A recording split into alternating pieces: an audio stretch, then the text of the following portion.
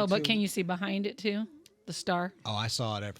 Oh, okay. I got a great first NFL game story, I'll tell you. Okay. It involves the Cowboys. All That could be right. part of my childhood memories. Oh, sweet. Yeah. Okay. But yeah, thanks for joining us. Absolutely. Appreciate you being here. Hello, everyone, and welcome back to the Big Modcast. I'm your host, Big Mod. Sandy and Chris are here with us. Chris, before we start, can you go ahead and play our read? Thank you so much. This podcast is sponsored by Quinn Concrete Construction. The company motto, no job too big or too small. Whatever your concrete need is, they have the experience and the professionalism to ensure a quality job every time. For a free estimate, call 913-279-1448. That's 913-279-1448 and ask for Joe Quinn.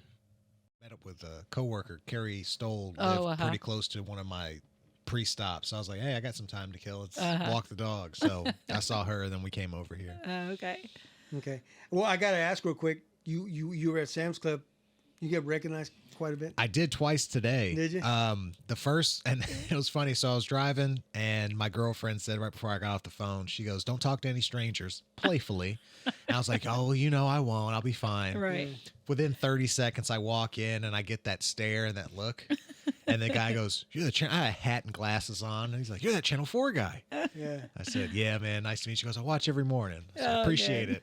That's cool. I go around to the next corner, and it was one of the employees. He walked by me, and there's a look people give you when they like recognize you, and it's like they don't want to say it, but then they muster up enough courage too. So it turns out I'm trying to get some produce, and I'm like, "Hey man, do you mind if I use that box?" He goes, "Only if you give me a shout out on Fox 4 tomorrow." And it all came together. So we ended up talking, and he was worried about his Chiefs, but I made it. It was just the two.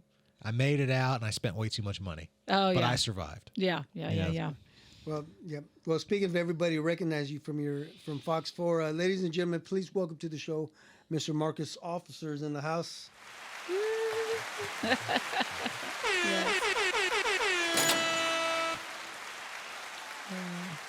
Yes. Well, welcome to the show. Appreciate you being here. Appreciate the invitation, man. We're going for the three Musketeers. You got Kathy, you got Matt, and now you're here for, I'm going to claim D'Artagnan. Why not? Yes. Best for last, as they say. Yeah, we could do that. Yeah. How we doing this evening? Great. It's was it a Wednesday? Yes. And usually as we push through the week with the schedule that we work, I know. this is about the time I start to wind down. Yeah. So by Thursday and Friday, whatever energy I had from the refeed of sleep over the weekend starts to fade. Yes. So by the time I get to the end of the week, I'm on fumes, and then Saturday or Sunday rolls around, and then I'm good to go on Monday again. How early are you there, or you get up to go to work? Okay, I'll give you one chance to guess, and I'll tell you. Is it? You have to be there by 3? Yes. Okay, so you're up maybe at 2 or... So I don't have hair or makeup to worry about most of the time. Lucky me.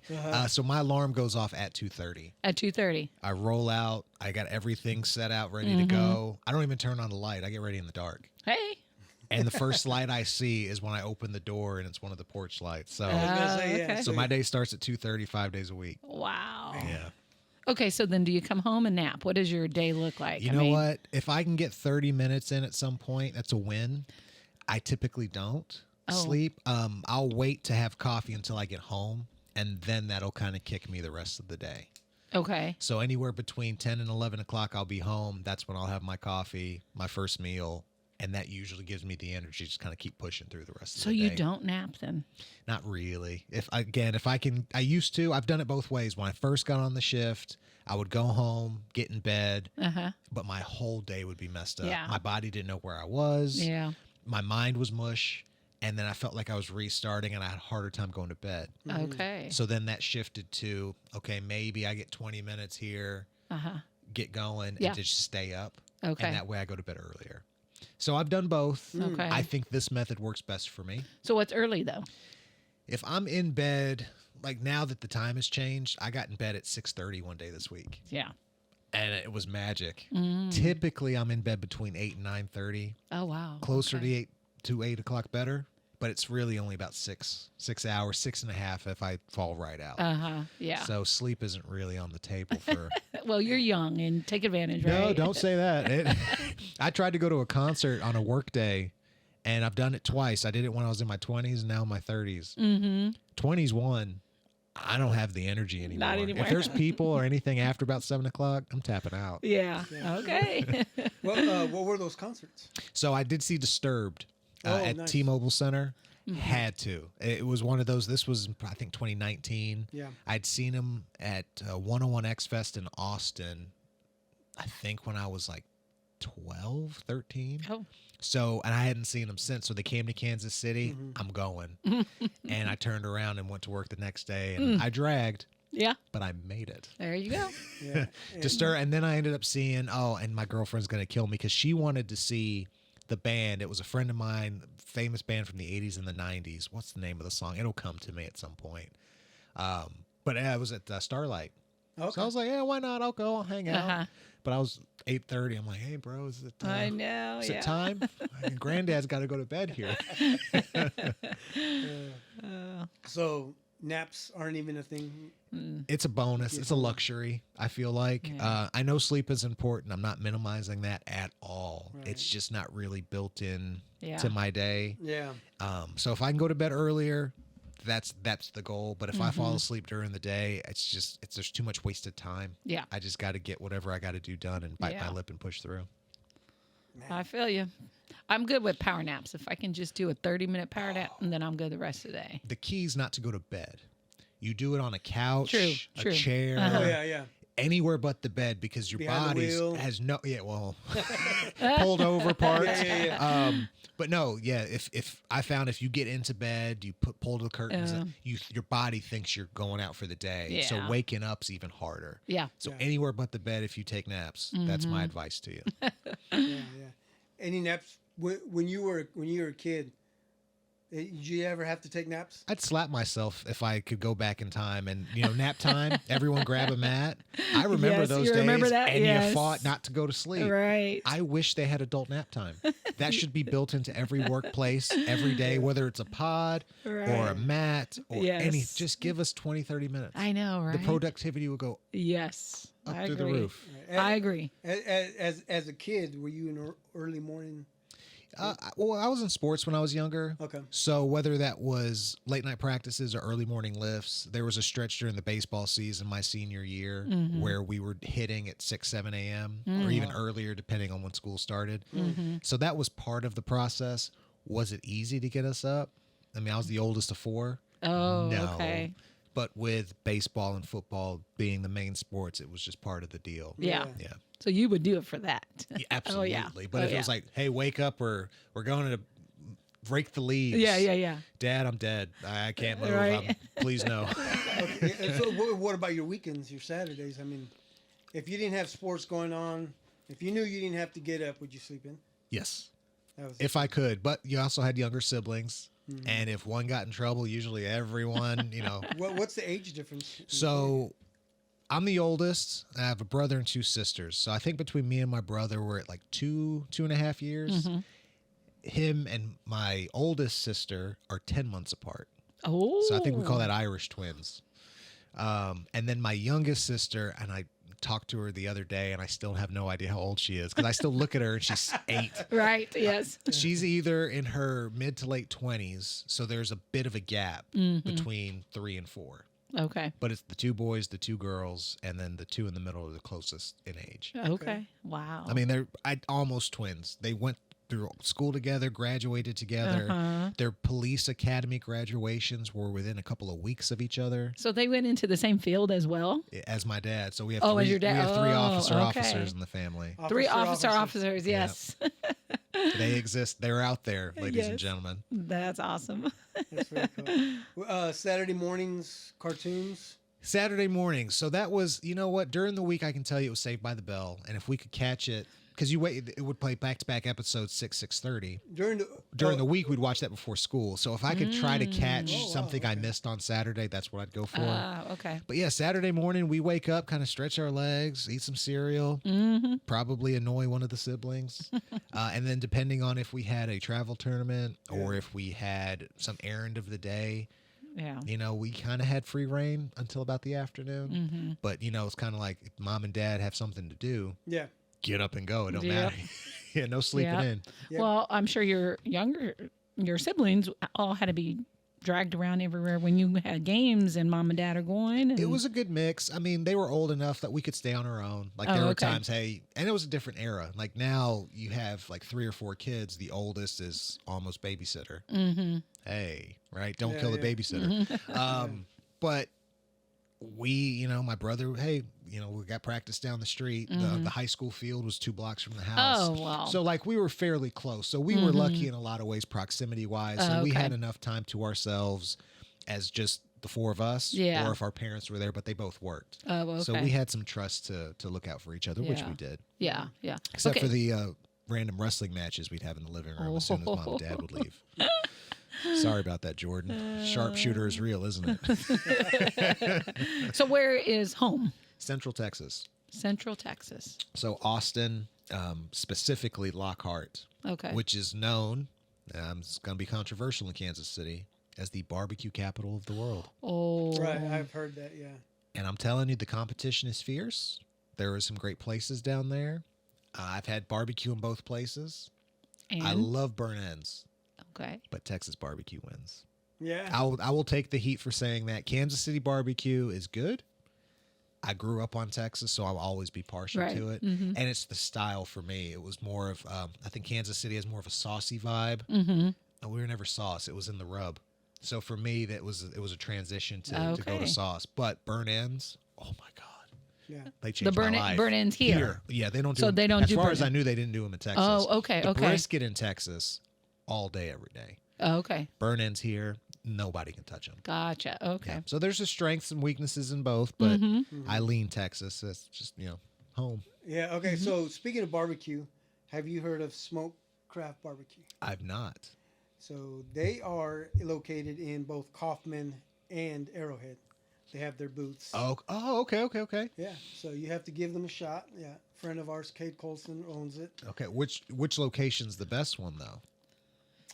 Stadiums, or is there a brick and mortar? No. It's just as of right now, just the stadiums, and he'll probably do some pop-ups here and there. All right. Yeah. That's Odds are it'll be at the K, so I'll give him a shot. It's at the K and at Arrowhead. Yep, and he came in. Him and his partner came in, and we had dinner right here. But I think it would be the kind of brisket that you would like because it's not. It's not the sauce. Ooh. It's just the rub. Okay. Right. Yep, exactly. Now the cuts are different too. In Texas, I've noticed it's more steakish. And it's not the size of a steak, but they cut it thicker and it has more of more of weight to it. Okay. Here, like I felt like every time I've gotten brisket, it's almost like a shoelace thin. Just here you go. So even just the presentation for me, it was like, this isn't brisket as I know it. Yeah. So I have a feeling that when you go out and eat barbecue, you judge your barbecue and then you compare it to home. It's just you just have to, because I know, like when I go home or to one of my 3 or 4 places that I'll stop, I know exactly what I'm getting. Yeah. Even when ownership changed at Chisholm Trail Barbecue, people knew the difference. Yeah. It's almost the same menu, but it just wasn't the same. Yeah. So we're pretty harsh with barbecue in terms of critiquing it. But there's a reason there's so many good spots in Central Texas, Lockhart, Austin in particular. Okay. Yeah. Okay. That's cool. So, I asked you about cartoons. Was there any cartoons that you used to watch? What would come to mind? Because you went to Saved by the Bell. Saved by the Bell. So I remember there was another show, and if you pulled it up, I'd be shocked because I haven't seen it in years. I think it was called California Dreams. It was like a Saved by the Bell knockoff. We would watch that. Family Matters comes to mind, but cartoons. Yes. So if we lean between TV shows and cartoons, we're more of a TV show. the TV kids. shows. But I do remember watching Ren and Stimpy, Beavis and Butthead, the Rugrats. That's about the time our kids were. The Animaniacs. Yeah. when Cartoon Network was at its height, when Nickelodeon was in Yes. its prime. So yeah, like Yes. Okay. we had the cartoons that we would watch, but Uh-huh. it was never like I have to sit down at this time and watch this cartoon. Yeah. If it was on, we would watch it, but we were always fighting over the remote. Usually it Oh. was one TV, one remote. Mhm. Sometimes I won, sometimes I lost, but Really? yeah. You know what? Speaking of cartoons, are you familiar with the Flintstones? Yeah. So you see, I have Barney Rubble up there. Right? So I actually saw something today, like 20 facts that you don't want to know about. And this was back in the 60s when this cartoon came out. And the first sponsor for the Flintstones was a cigarette brand. I can't remember, Winston cigarettes. No kidding. Yeah, in the first few episodes, they show Barney and Fred go around back to smoke a cigarette. and Even talk. then, the advertising was Yeah. poisoning the entertainment. Yes. Yeah, and then I remember listening to the commercial they would play, and they would say, "If you need a good taste for a good cigarette, this is the one to use right here." And yeah, That's interesting. And the next commercial was lead paint. Don't That's forget to say it. right. I know, and just listening to all these facts about that cartoon back then was crazy. Yeah. If you ever get a chance just to go through it, Different You time. You know, yeah, Wow. I was going to say everything. Really? When we think back, you know, yeah. the things that we saw and watching TV and now how Well, I mean, things like are you said- so different now. Oh, but you said Ren and Stimpy. Ooh, I Ren know. and Stimpy was one of those cartoons where you're like, ooh, you know, really the detailing. Do you remember the? Chris? I don't think I've ever actually watched Ren and Stimpy, but I'm aware of how it looked. They would show off grotesque Yeah. images. Yeah. Dexter's Laboratory was another one, kind of Oh, in yeah. that same, not as, I don't even want to say gory, but not on that scale, but it was Yeah. kind of like that smarter, Uh-huh. snarky, almost pushing the edge for the age group to watch. Yes, Yeah. yes. But you know, Rugrats always was something that was on. Oh, I remember gosh, the Fred Flintstones movie Oh, with John Goodman. yes. Oh yeah. One of my favorites. Yes. I love the movie. I remember the cartoon. The Jetsons was something that we Yes. would watch. But yeah, it was part of our routine. But yeah, nothing that I would like just lock in and say, Okay. I will beat you up to get to this screen. It was just what Yeah. was on. And there was even another fact I remember hearing was that I know this is going way back. The Honeymooners. Ooh. It was a show, and supposedly the Flintstones was it was made from that show, and the actor Jackie Gleason at the time wanted to sue Hanna-Barbera, who made the Flintstones, but decided not, because it was the same thing. There was two couples. This was two couples. They're the same shape of people. It was just they Little copied, suspect. They copied it, but Jackie Gleason decided not to because of his kids. Because Really? his kids were fans of the show. The show. I was The gonna, Flintstones, yeah. And then he's like, It's well, just why don't crazy. you like my show as much as you like this? I know, right? I raised you. I brought you into Yeah. this world. but wait, the Flintstones were cavemen, no shoes, and they would run in their car. The sound of the Yes, right. Yeah. So some of the sounds trigger memories, but that's one of those for me. It's not that, I don't look back too much, Mm-hmm. but I need someone around to tell the story to trigger the memory, Yes. because it also feels like just the bandwidth I'm running on, it needs Mm-hmm. everything.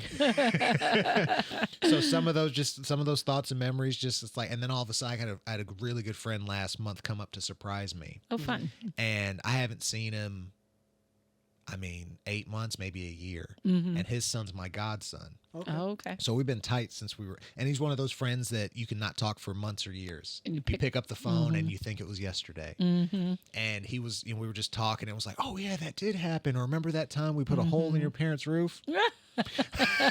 And they weren't there. Yes. So like that's one of those things. Like if I'm around that group, Yes. because they're all from tech. I moved up here. It was just me. I had a friend that my dad worked with that I knew existed here, who ended up Oh, becoming my KC mom. But most of my friends and memories are in Texas. right. So when I go back, it's like, oh yeah, So fun. I remember yes. that, and then this. Mhm, So I mhm. need help jogging some of those. Yes, and I say the same thing. If someone doesn't trigger it for me, I can't go back to those memories. Yeah. So unless someone's having a conversation, oh yes, I do remember. So And ask me what I yes. did for work on Monday. Right. I don't. Talk to me. Where was I? Oh, okay. Yeah, Then maybe it yeah. would help. And that happens all the time. And that's kind of why we created this was, to be able to talk about our memories because we know if we don't talk about them, we lose them. Yeah. So Not that's just kinda- muscles. Yeah. Memories as well, kids. Talk about them or write them down. Always go back. Journaling. I wish I would have journaled more Yeah. when I was younger.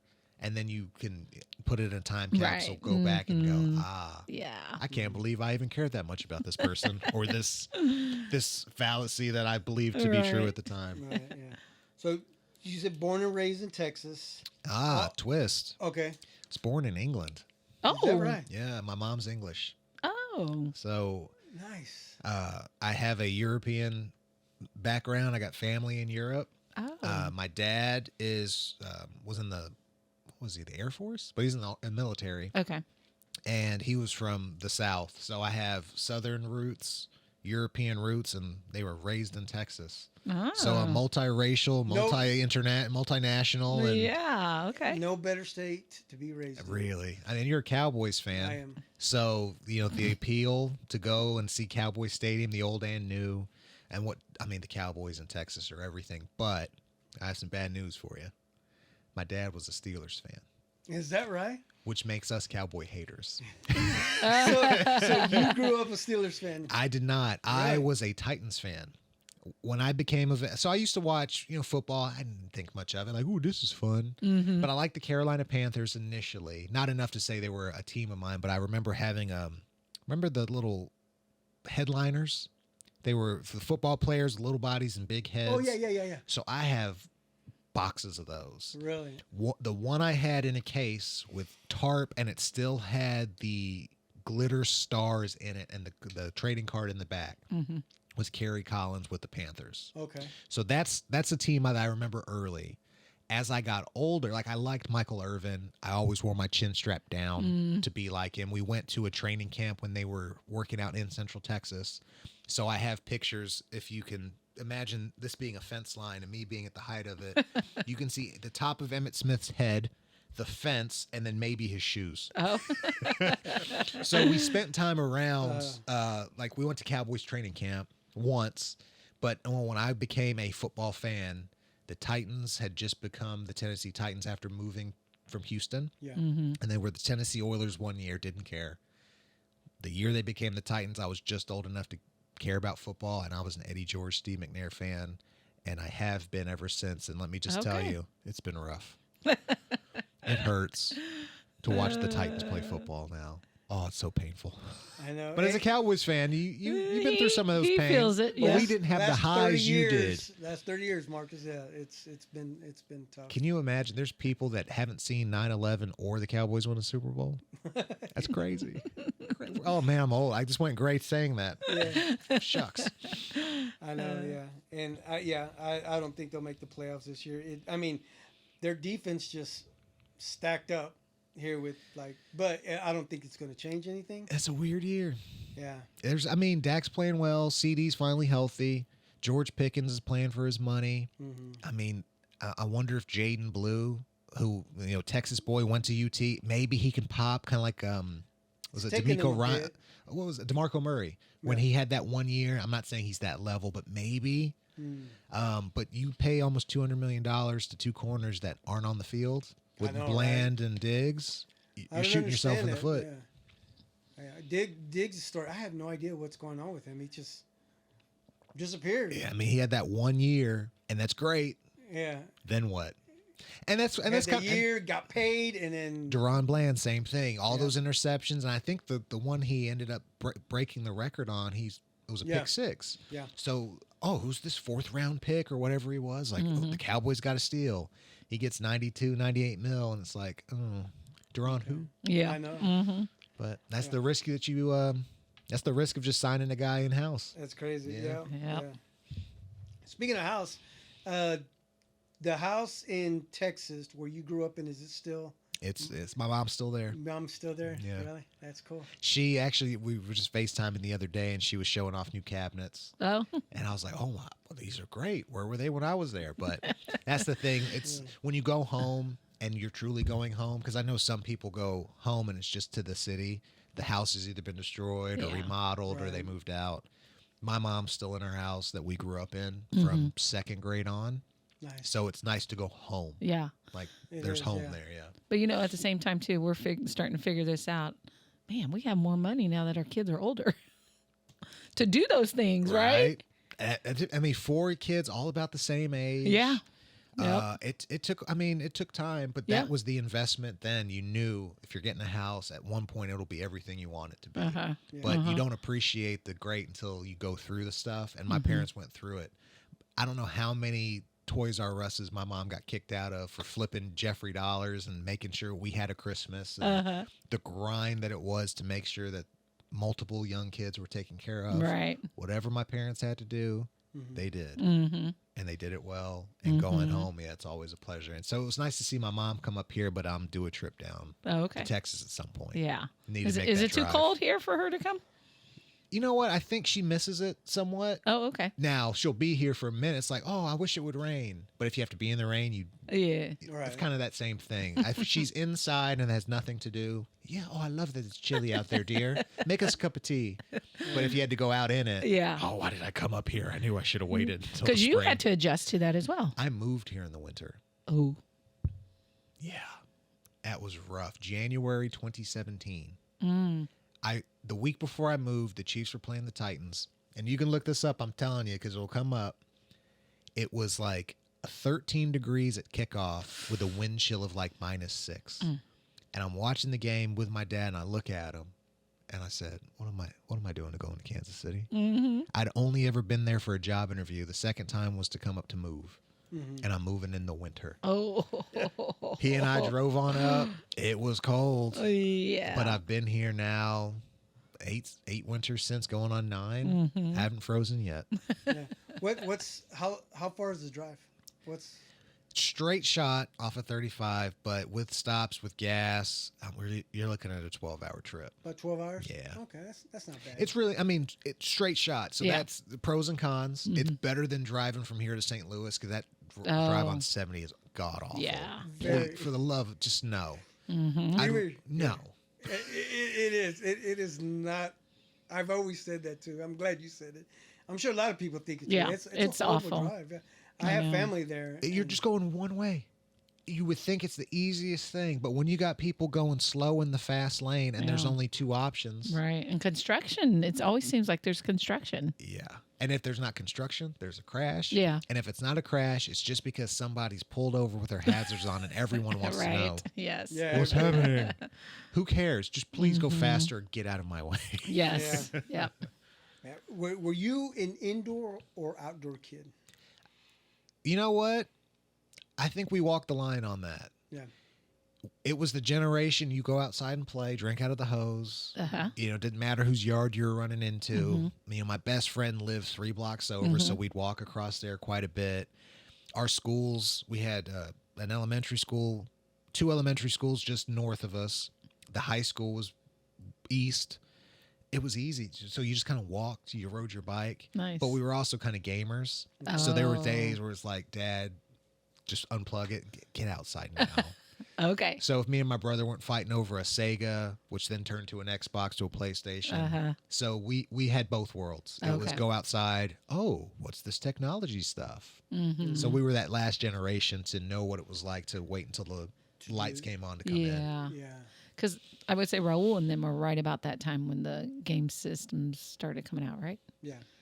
Because before that, Atari, that was us, right? Yeah. We were the Atari and the ColecoVision and stuff. Yeah. Like that. Just horrible stuff.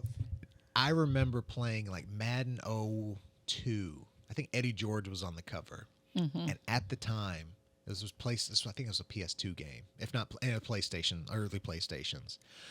Looking at those graphics and going, "There's nothing. This is the realest thing I've ever seen."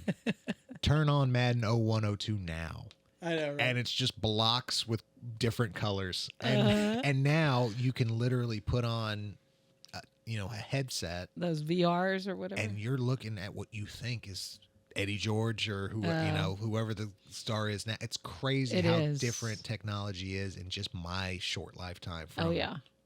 13 to 33. Mm-hmm. It's crazy. Mm-hmm. Speaking of Eddie George, did you have his jersey? Many Eddie George jerseys. Really?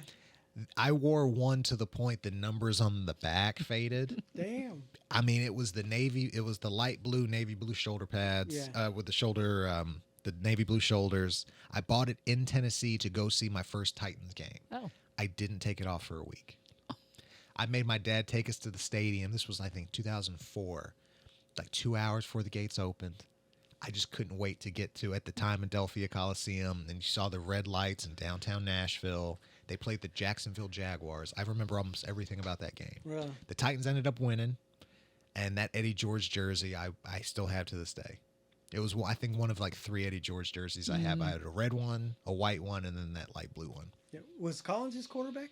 He had Steve McNair McNair. That's right. for most of that run. And I think Eddie went to the Cowboys before Bill Parcells torpedoed his career. To be fair, Eddie had gotten he'd gotten his lumps. But Did you have that? Did you have that Cowboys jersey? The 80. I didn't. I was not allowed really. That And at the one- time, I was more like, the hell with the Cowboys. But I still watched because you got it on Fox. You know, that was one of the 2 games we'd get. But no, once he went to the Cowboys. You're But like- my best friend was you a said, Cowboy. our relationship is over, Eddie.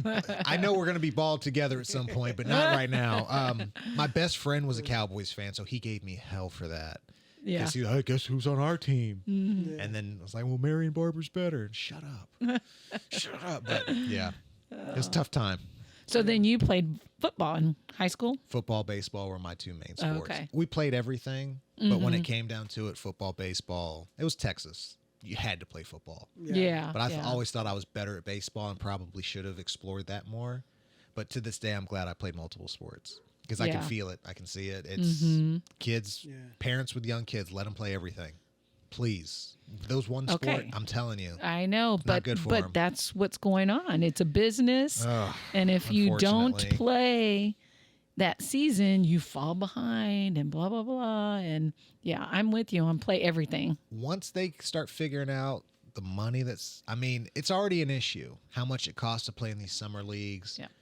I remember I played in 1 or 2 summer leagues, and even for that, at the time, this was 04, 05, 06, that was expensive. And it's so time consuming. Now, you're behind the 8 ball if you're not playing, but with the way the college is set up, you're not even going straight to unless you're a 5-star kid, you're not going to a top 5 program. Right. So now you can go to a JUCO, you can go to a D2 or a small D1 and eventually work your way up. Right. So I feel like that idea of that's gone. I know. You just play, and Yep. then you'll the good ones will go. The cream, as Macho Man Randy Savage would say, the cream always rises to the top. Yeah. Yeah, exactly. Speaking of you said it was your best friend. Mm-hmm. Yep. Do you still keep in touch with him? Or? Yeah, I called. His birthday was on Monday, Okay. so I called him on Tuesday. Okay. I did text him on the day, so we talked this week, and to see him, just a few weeks back for my first match. Okay, so he was the one was that the you same said. guy. Yeah, he came up okay. here and surprised me with his soon-to-be wife, his godson, and his mom, who was okay. my second mom growing up. Uh-huh. It's funny enough, she was German, so he had an international parent as well. Oh, okay. So we had that You guys tie. bonded on that. Yep. And I mean, I met him. I had to have been what, 2nd, 3rd grade, and he's still my friend to this day. That's cool. Yeah. That's cool. Speaking of grades, do you remember your elementary, middle school, high school? A's and B's. A's and B's. Honor roll student. Yeah. It was almost demanded of us. Dad was a police officer, so we had the structure. And really, I mean, a B was kind of like, what are you doing? Yeah. Come on now. Yeah. Like, you're better than this. Brothers and sisters as well, same thing. They was A's and B's. And I think I was academic all district my senior year for football and baseball. So Okay. that was never an issue for us. Right. Mm-hmm. Okay. Speaking of the school, all phases of school, what do you have good memories from elementary or middle school or high school? I do. It was small town outside of a big city. We grew up in a place everyone knew everybody. It was a little bit bigger than some of the, Yeah. hey, we know who owns this and their grandparents did. But you knew who you were with. I think my graduating class was maybe 100-ish. Oh. maybe 200 people, maybe. Oh, okay. It was a small 4A in Okay. Texas. Okay. Because at the time it only went to 5. I think now it goes to 6. So yeah, I mean, elementary was down the street. We were the first class to go through the new junior high for 6th, 7th, and 8th. Okay. So like we were that, okay, yeah, this is our group, this is our building. Yeah. And that was a school that we actually had to drive to. Everything else we could walk to. Okay. So yeah, school was just part of our deal. Do I dwell on it a lot? Not really. In fact, I needed Jeff, who's my best friend, the Cowboys fan, to remind me of a few things over the years. But it was just one of those things, like, it was nice, but you always knew, or at least I did, the world was bigger. We traveled when we were younger. Okay. And a lot of people that I went to school with, never left the town. And that's cool because it's nice to go back and see people that you know. There's a familiarity there that I think is necessary for a lot of folks. It's just, as long as I could go back, I was okay. But if I had to stay, I don't think I would have been. So that's kind of when I think of school. I'm glad I did it. Got some good memories. Not something I sit back and go, oh, I wish or that was. Right. No, I don't really do that too much. So, traveling as a kid with your family and all, do you think that made it easier for you to make this jump to come to Kansas all of a sudden? And absolutely. We were I mean, I was born in England, so my first flight, I'm 2-3 years old. Not that I remember it, but the stories of my mom, like, hey, when you were young, and so we would go back and forth, or if we go see my dad's parents in Tennessee, we were driving, so we knew the world was big. Like, there was a world, there was an ocean. Yeah. You could go somewhere and they drive on the opposite side of the road. Yeah. Like, what is this? Yeah. And then we would do a lot of Blue Santa things, so we would go to these houses and homes where people had second, third generation. They never left the block. And it was just like, what do you mean you didn't? How was that possible? So for us, the idea that people didn't leave was foreign. Yeah. Wow. So so we got used to travel. I was the first one to go to college. Oh, okay. And I went to Texas Tech, so that was a 7-hour drive. So I left home when I was 18. My dad left home to the military when he was 18. My mom in her early 20s. So this was something that it was just kind of in our DNA. We knew you grew up and you left. Yeah. So yeah. Wow. And then Kansas City called all of a sudden and, hey, what's there? The Royals and the Chiefs? Let's go. And I've been here ever since. I've never been at a TV station or place of employment as long as I've been here in KC. I absolutely love it here. In fact, on the right day, I'll say this is home. Like, this is where I grew up. Like, this is home. Yeah. Cool. Okay. Good. Yep. You said you played. Your two main sports was in school. Okay, started high school, or did you play Little League baseball and all the way T-ball, football? all the You way did up? Pee-wee Yep, Pee-wee, the football? whole deal. I remember the first It was Oak Hill. We wore green and yellow, and Mike Dunn was our coach. Excuse me. His son was named Marcus. He was on the team. I remember those first games: white helmets, green jerseys, yellow numbers, and then we all the way up through high school. I tried to walk on at Texas Tech. Oh yeah. Didn't make it. Was training to do it the next year. Tore up my knee, and at that point, it was like, well, if you were going to be playing, you would have been playing by now. Yeah. So I tried, but I really should have focused on baseball. I was very good at baseball. That's cool. You had me thinking about Matt's football career. I'm sure you know about his football career. I saw a video of Matt in college. We had a reel party where we put together our college news highlights. So we're watching Matt's. I kid you not, his neck is as thick as this couch. He pops up on the screen, and I don't know how his collar's on. He was just one walking muscle. Really? And I remember I told him to pause it, and I looked at him, and I looked at the screen, I looked at him. I said, who are you? Like, what is... He was just yoked and jacked, but the stories he'll share, and we bonded over that pretty quick. Going to the big house and playing in the Big Ten, and some of his memories and the books he's written since then. Like, Matt Stewart was legit. Yeah. Didn't he say he intercepted Peyton Manning or? Oh gosh, I don't remember. Yeah. He definitely has a play that he'll say, I did that, or I forced a fumble here. Yeah, and, he does.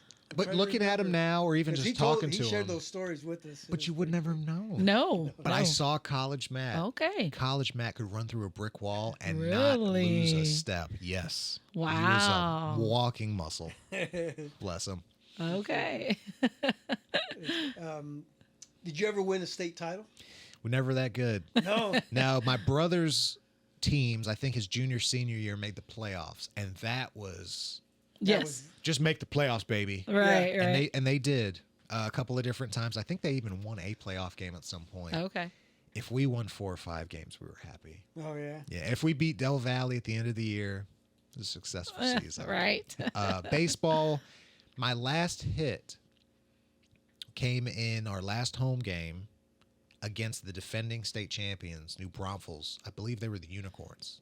Because it was New Braunfels Unicorns. Unicorns. Yeah, not the- Unicorns. I've never heard a a mascot as a mascot, unicorn. and it was also where I scored my first varsity touchdown was in New Braunfels. So my first score Uh-huh. was against them, and I believe my last hit, which was a walk-off double, Uh-huh. beat them, and they were the defending state champs. So New Oh, Braunfels nice. has, yeah. So the Unicorns, I am one, because I beat them twice that way. So Nice. Okay. Pretty cool. Did your friend play? Was he side by side with you? Did he do a couple football of and years. baseball? School was never his thing. Okay. In fact, if it's a car, an AC, anything mechanical, you put it in front of him, he'll figure out how to fix it and get it running better than it was when he bought it. He was that type of guy. School Okay. for him, if you had to just, some people aren't made to sit down Right. and just, Yeah. that wasn't him. And so we got to play, we played Little League a little bit. He was bigger guy, tight end, played football. I don't think he played much our senior year. Okay. But, it really didn't matter. He was my friend, lived around the corner. Yeah. It would have been nice. Yeah. But no, our friendship was well beyond sports. And Okay. even if we were on the same field, I wouldn't hit him as hard as anybody. That's my boy. Yeah. Even though some guys would say, no, I'll light up my friends better than anyone else. Nah, Yeah. Speaking of him, is there a story you can share with us that you both remember, that something you guys did or wasn't supposed to do? I do or- have one. What's that? Senior skip day. We skip. That's all right. Like we're 18. I had a good record. Your grades were good. It was, fine. Yeah. Knock yourself out. He wanted to get a tattoo, Oh. which he did. We drove to San Marcos, took the highway, got there. He got his first tattoo. I remember it was a skull, I think with flames on both sides. And I accidentally dimed him out to his dad like a few days later, who was not happy about it. But now Jeff is, sleeves, tattoos almost everywhere. His brother's got tattoos on his face. And, so Oh, wow. I was there for the first of what turned out to be 2 kids getting full tattoos. Yeah. And I accidentally dimed him out to his father. I don't remember how I did it. He could tell you that part. Oh yeah. And he But his still dad was not has happy. that tattoo. Still has it. It wasn't something he had to get covered up or nothing. No, he had to just adding to added it. Now on his his dad sleeve, had yeah. tattoos, so he wasn't like, if I had gotten a tattoo, my dad probably would have cut my arm off, or carved the, what I'm Carved saying. it right off the. He do you was have ne- any? I do not have any tattoos. My brother has a tattoo. And I think actually both of my sisters had small ones. Uh-huh. I think I'm the only one that never got any ink. Just I could never decide what to keep. When I was young, I wanted Rey Mysterio's back tattoo. It was the spine. yeah. I saw that when he made his transition to WWE. I was like, I'm gonna get that tattoo. I'm so glad I didn't. Imagine the people that when Goldberg came out, he had his Come tribal on, tat. yeah. Oh, a lot of Every- people started getting that. Everybody, I mean, yes. I wanted it. I was like, "Ooh, that's badass." Yeah. Yeah, I mean, Stone Cold had the Texas on his calf Yeah. growing up. So I remember that. The Rock ended up, had the He Brahma had Bull. The Brahma Bull. I remember me being one of them when he got the tribal tattoo. It was just the arm. I was like, what's he doing? Like, he's Samoan? Oh, yeah. Why is he getting... So I almost got... Because tribal was a big thing. So then it ended up expanding over the shoulder to his chest. And I was like, well, maybe I could...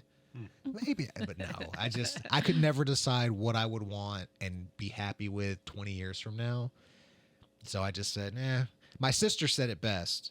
You don't put bumper stickers on a fancy car. So I said... I "All love right, that. All right, sis, I'll go with that. I love that. I think she was just softening the blow. She didn't want to call me a wimp, but You were just a fancy person. No, Oh, no. I I guess love so. that. I don't have any tattoos. hey, There But we yeah, go. I saw you had a couple. Which Yeah. was your first?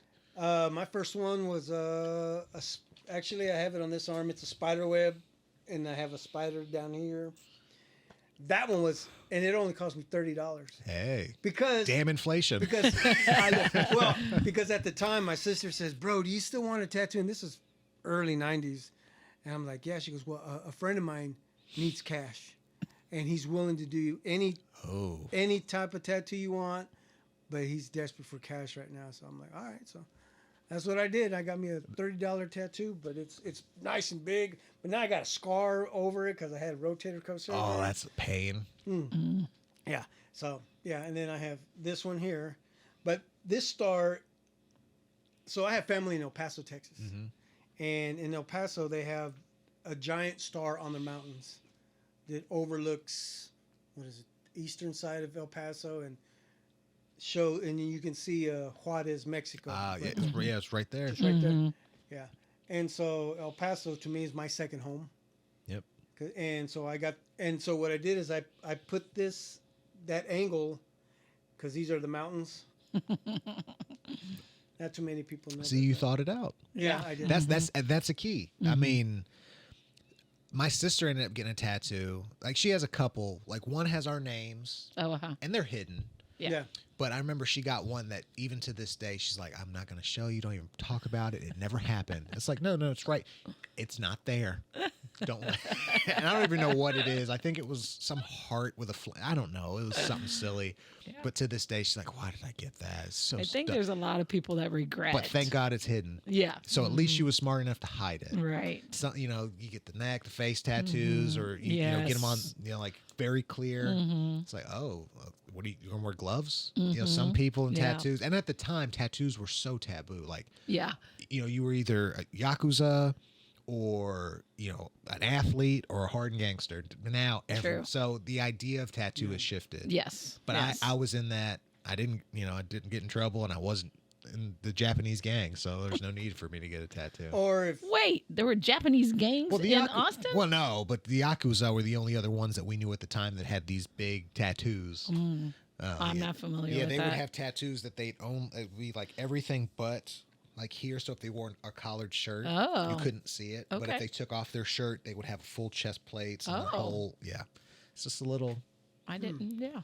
Their tattoos are art.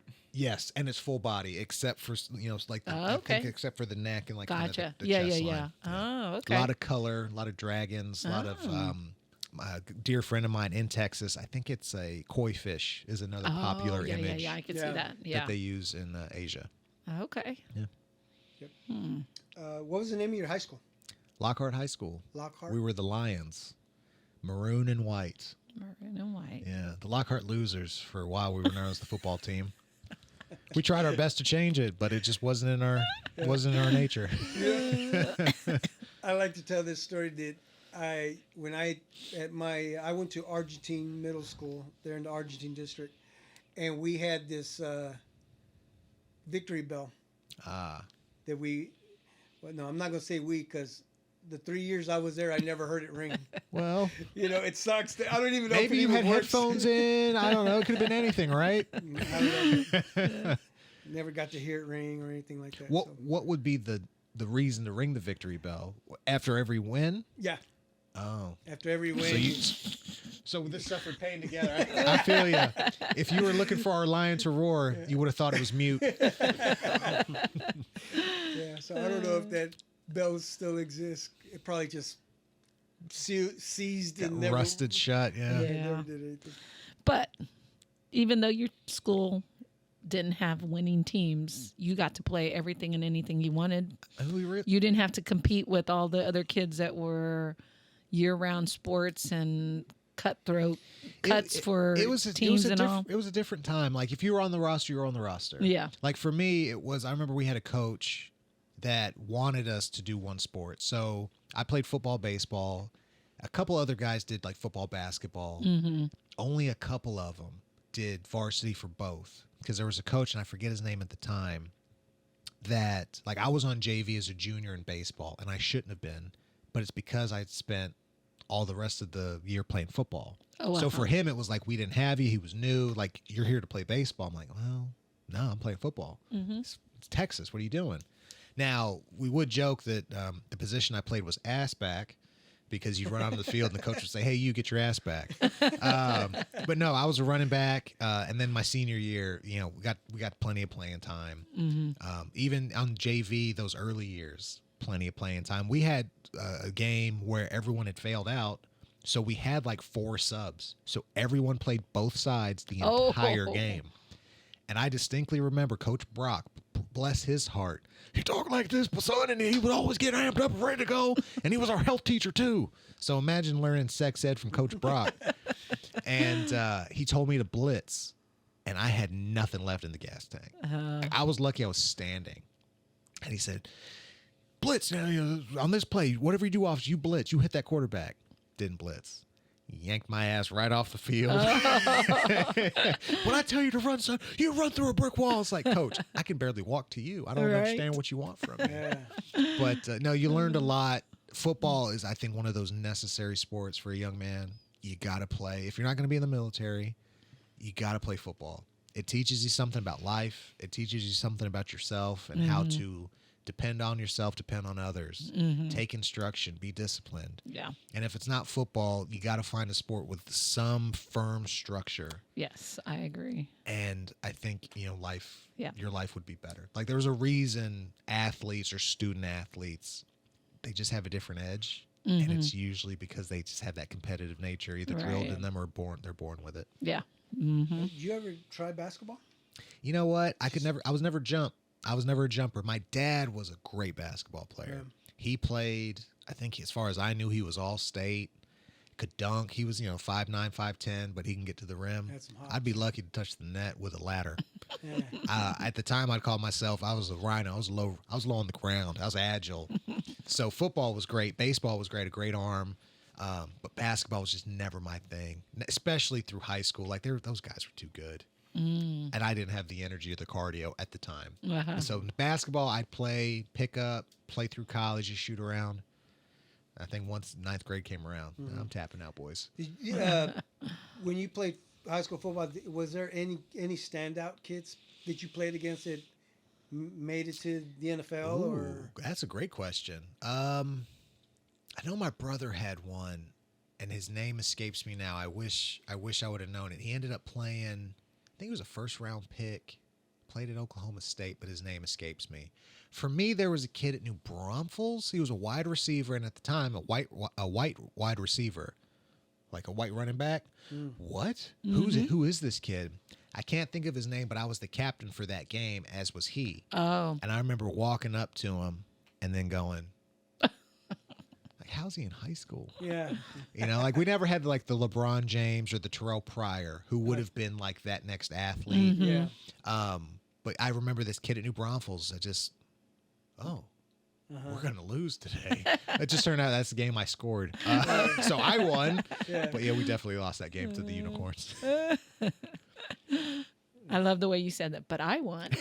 Right. Well, there's no I in team, but as Kobe Bryant says, there's a me in that thing. Yeah. So. Yeah. So you attended Texas Tech. I did. Right. Is that where Mahomes went, right? It is.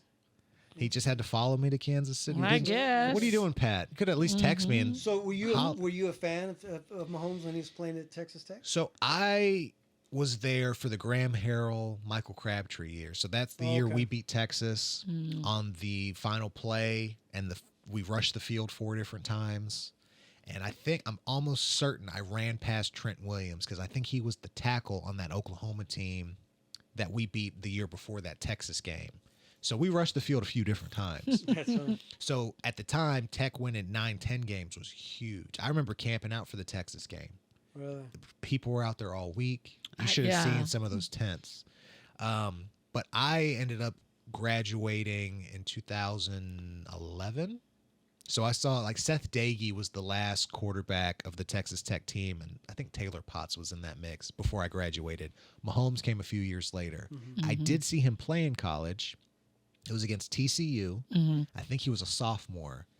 And TCU won on a last-second play in the back of the end zone, almost like that Indiana catch. Yeah. How he got his foot in and how that ball found him, to this day, I don't know. But it was homecoming, and TCU beat us. Oh. That was awful.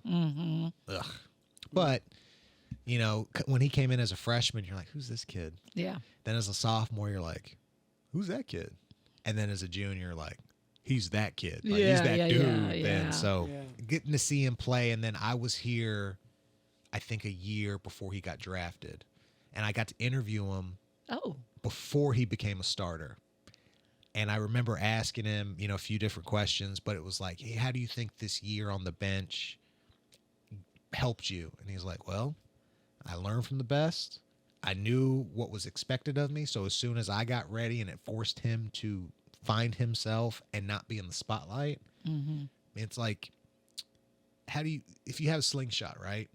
You got to pull it back to get some momentum. He didn't get thrown out there, so he had time to get pulled back, and then guess what happened when you let it go? He's the rock that took down Goliath. You know what I'm saying? Like, Mahomes just has not stopped for a decade. So whatever they did worked, and he had that skill, but to see that before he became what he did, that was special. Yeah. Like, that's something I can say. I got to see him play in college. Yeah. Did you at least throw out your Texas Tech connection when you met with them? I'm pretty sure I did. Okay. If he remembers it, I'd be shocked. But there was a certain handshake, I won't spoil it, that we did as Red Raiders. Oh, okay. And I think he knew it, if I recall correctly. Oh, okay. Wait. I also have to ask about this. Tortillas thrown on the field. Is that you guys? Yeah, it is us. What's up with that?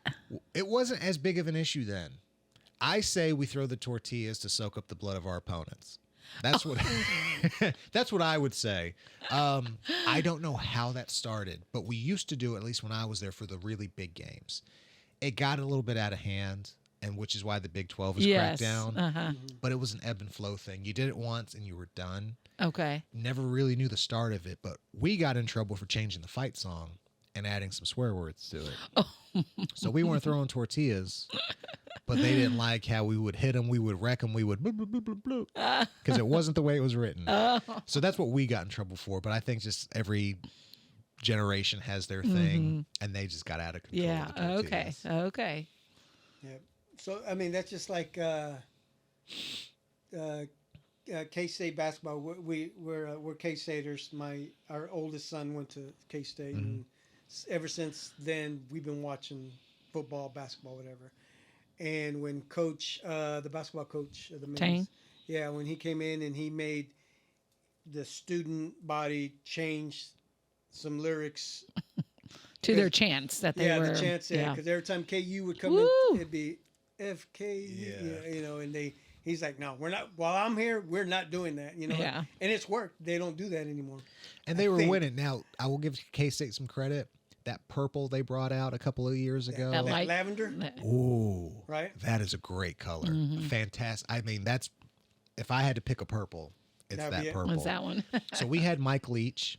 So at the time, you know, the Pirate, R.I.P. Mike Leach, the innovator of the air raid offense, or at least the guy that put it on the map. Yeah.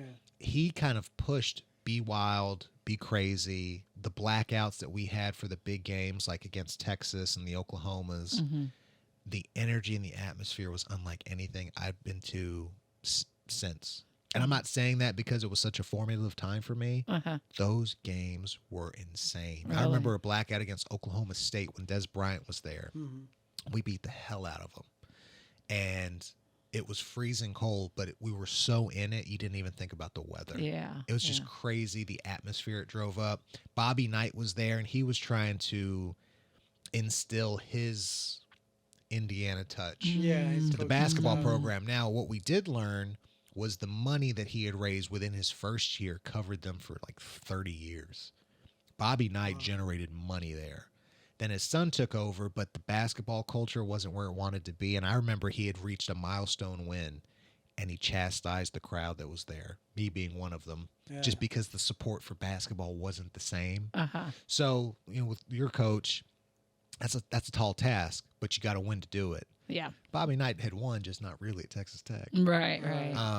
But was Texas Tech a basketball team? It was more football, right? It was all football. Yeah. And even then, they weren't really a football power. That Graham Harrell, Michael Crabtree, I think it was 08 going into 09. That's what really put Texas Tech on the map. Like they had Zach Thomas, they had Wes Welker, they had some greats prior to, but those were individuals, and they didn't really pop till they got to the pros. but you had some NFL players on that team. And it's weird because Graham Harrell and Michael Crabtree just got inducted into the Ring of Honor over the last 2 years. And it's weird because we're the unks now. You know, we're in our mid to late 30s pushing 40. And it's like, you remember those days where we were. So it's weird to go from watching them play and hearing about Michael Crabtree as a freshman. And now his name and number is at the Jones forever now. Yeah. Did you say Zach Thomas as well? Zach Thomas, he played at Texas Tech. Okay. Wes Welker too. It was Wes Welker. Yeah. Really? Danny Amendola. So he was Tom Brady's, one of his reliable. So was Wes Welker. Yeah. Eric Morris is getting a lot of attention to be a head coach. I think he was an offensive coordinator in college or in a few places. Old boy who's USC's coach. Help me with the name. I'm sorry, I can't. He was at Oklahoma, went to USC. Anyway, the current USC coach was the offensive coordinator at Tech when I was there. And I remember walking on and seeing him, and he was this tiny. Anyway. Yeah. But to see the growth and development of how many players and coaches came from that program, I mean, wow. Who would you didn't know it at the time, but it turned out to be something special. Yeah. So you your major was in broadcasting. Okay, in journalism. And that's where I got my first internship. We had MCs, I think it was MCTV, Mass Communications Television. So I remember doing my first broadcast in front of the green screen. And if we saw that now, oh God, it would have been awful. Me with hair and not knowing how to speak or read a prompter. But yeah, this was something that I guess I always knew I wanted to do, or I was just too dumb not to get out of it. And I've stuck with it for almost 15 years. But this is a job that you love it. You don't wake up at 2:30, right, and go through the elements that we do, yes, and get paid what we don't to do and see some of the things that we see. You got to love it. And Matt, Kathy, and I mean, I'm sure they'll tell you the same thing. You have a bug, and it doesn't go away. Right. So to do what we do, and I'm glad I had a trajectory that I focused on, and I stuck with it. But yeah, it was not an easy grind to get here. Right. So before we get into the anchoring, what did you do before? Oh, I've always done this. So like jobs what about wise, paying jobs? Yeah. Let's see. I worked as a kid. I worked at HEB. So if you're from El Paso, I think they had HEBs out there, or at least have ties to it. A grocery store. Okay. Yeah. I think they're only in Texas. If not, they've expanded a little bit into the South. But when I was driving back, even from Lubbock, once I got to where I could see an HEB, I knew I was close to home. Yeah. So I was a bagger carry out at HEB. I was a lifeguard. And I was a lifeguard on and off. Even through my first TV job, I worked 2 jobs. Oh. So I would do my day side shift and I'd work pool at nights, or if I was off during the week, I'd go to the pool. So I did lifeguarding through my early to mid 20s. What else did I do? I used to run money for the Austin City Limits Music Festival. We would go pick up tip jar money and help transport and help the cops get to where they needed to go, because my dad had done security for that. Oh, okay. So we were at Austin City Limits 3 days a year, sweating, working 20-hour days. But it's just something that you did. But in terms of like steady paying jobs, it was HEB, lifeguarding. Those were my 2 jobs really prior to. Okay. Okay. So you say you've been doing this for 15 years. How many years now at Channel 4? January 2017 till now. So what is that? 8 years? 7, 8 Going years, on 9. Before that, so I'll start. My first job was in San Angelo, Texas. Market 197. So TV stations are based on market. Okay. 1 being New York, based on size, and then you work your way down. I think there's only 205. And yours was what? 197, 198. Oh. So needless to say, I started at the bottom, or very well near it. So from graduating to my first job, I think that took me 8 or 9 months. Okay. And I couldn't get a job to save my life in that time. I couldn't go to Walmart and get a gig. It was tough then. But eventually I ended up getting my first job, KLST in San Angelo, Texas. I drove 4 hours to go to the job interview, and that's what got me the job. I drove up the Your morning. dedication to get up there. Because my reel wasn't what it needed to be. But my attitude and approach that's what pushed me over. So that's where I started. From there, I went to College Station. Okay. So Aggie Land. And in terms of markets, it was like 88 or something You like moved that. up. So yeah, I doubled it. And it was like, that's great. And then from College Station, I went to Austin. So I worked in my home city. Oh, okay. You went back, yeah. For almost 2 years. Oh, okay. And I was in Austin before I came to Kansas City. So I had 3 stops in Texas. Okay. And then moved up to KC. What is the market for Kansas City? Austin and Kansas City are in the same range. Oh, okay. At the time, I think Austin was 36 and Kansas City was maybe 33. Oh, okay. But it's fluctuated. I think Austin's leaped because it's growing. Thank God I got out of there. But Austin's growing very fast, as is Kansas City. And after the World Cup, who knows? Oh, I know. But we're like early 30s, mid to early 30s in terms of market size. Okay. Yeah. Well, aren't you glad that people don't joke around and tell you have a face for radio? I've heard that a few times. You know that joke, yeah. No, I tell people that too. If what I usually hear is, "I thought you'd be taller." I get that all the time. Really? Or I did like the last 2 or 3 years. It was like, "I thought you'd be taller." It's like, well, I don't have my hair, makeup, or my high heels on in public. But it's just one of those things you don't understand the effect the TV has. I had a sweet woman at the Jackson County election office, Kansas City election board. She pulled me aside and I was like, "Hi, Marcus. We just finished segments." And she pulled me. She goes, "You're on Channel 4?" She goes, "Let me tell you, the TV doesn't do you justice. You are absolutely handsome." And like 60-year-old black woman pulls you aside and tells you that you're. I was like, "Oh, you're gonna make me melt right now, lady." Yeah. But that was like one of the, I've not heard this in a while. Thank you. So yeah, it can go both ways. Like, "Oh, I thought you would be this," or "Wow, you're much better." So I've heard a little bit of everything. You get used to it after a while. Yeah. Real quick, what's the story behind the bracelets? Oh yeah, Taylor Swift? No. Absolutely, absolutely not. I do joke that Nick Vassos has a Taylor Swift tattoo on his lower back. He hasn't shown us Because so he's a fan. As far as I know, Yeah. he's a Swiftie with a tattoo of her face on his back. But the bracelets. So I have a good friend that's with the KC Current. Oh, okay. And we've done some segments with them. So that's what the 2 teal ones are for. Okay. And then 2 very precious angels in my life. My niece. Okay. And my girlfriend's daughter. They had made me the other 2. Okay. So I keep these on. That's cute. Especially now. So yeah, just something to remember. And then this one, I think this was a breast cancer awareness. Yeah. And then the Boys and Girls Club. They do great work. I'm pretty sure we did some stuff with them when I was in Texas. That stories don't trigger right now, but I'd like to keep it even too, so that's why I keep these on. But these are the more meaningful ones. Gotcha. Yeah. Yeah. Cool. I don't have tattoos, I have bracelets. There you go. There you go. Yeah, we have. Me too. We have bracelets. I got bracelets. as well. Remember the Livestrong rubber bands, the yellow? That's Yeah. kind of what got me started with these. I've gone on and off with the rubber ones. I always get caught in the sleeve, so in the wintertime I tend to put them away. Yeah. But yeah, I don't like to wear watches or jewelry. Oh, okay. But if I wear something, it's usually something that means something. So Yeah. keep it close. I think it's wild that people still wear watches. Right? Yeah. And they can't tell the time.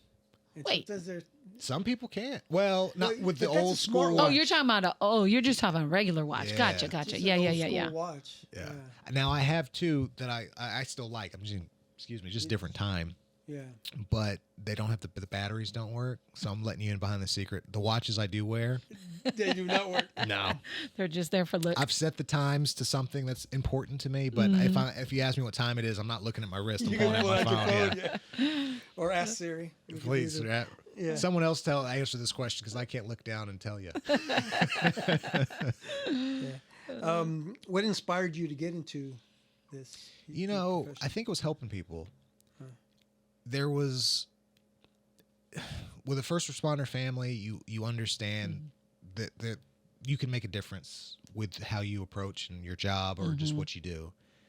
I never really thought I wanted to be a cop. If I was going to be anything, it was a firefighter. Oh, yeah. And you are an officer, though. That's just pretty wild. but firefighter officer would have really made people's head explode. So, and I tried out to be a firefighter a couple of different times and came close, but it just wasn't meant to be ultimately. But I could tell people stories. I was a good storyteller. I could write, but I also wanted to help people.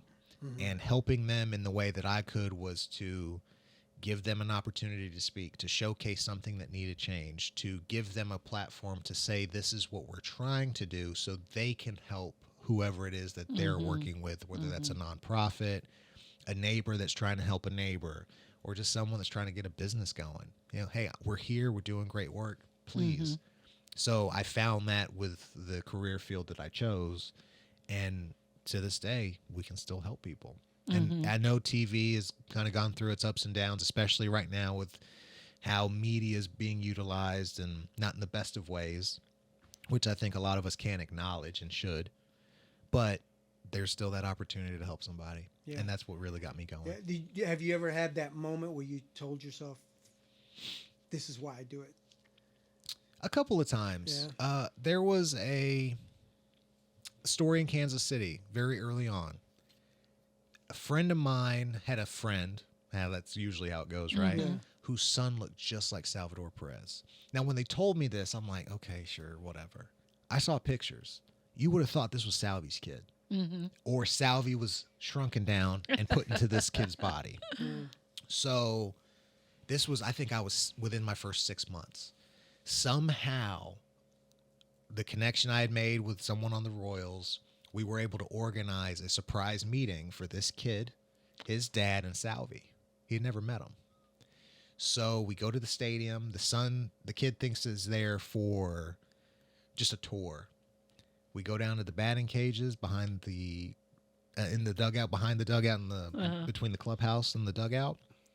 Salvy pops up, and this kid's face. Yeah. He froze, but you could see the excitement in it. Oh. So all that was supposed to happen. Salvy meets him, and we're good. Salvy proved to be everything that people say and more. He gave him a bat. He gave him his gloves. He took the kid and his dad in the clubhouse before a game. Oh, wow. And let him meet everybody. That's cool. And again, somehow God was working well this day. They let me into the clubhouse with the camera, which they don't do. So you have this group of reporters waiting for the pregame, whatever. They're stuck in this little corner waiting. I'm guided into the clubhouse to get the footage for this interaction. Oh, that's cool. And he meets Lorenzo Cain. He meets Whit Merrifield. I mean, they're getting autographs and balls, and just seeing the dad and the son afterwards. Not only them together, but that kid's face. Like, I knew what that would have meant to me. Yeah. If I had met Pudge Rodriguez at his age. If I would have met Pudge now, I would have acted the same way. That's true. He was my favorite player growing up.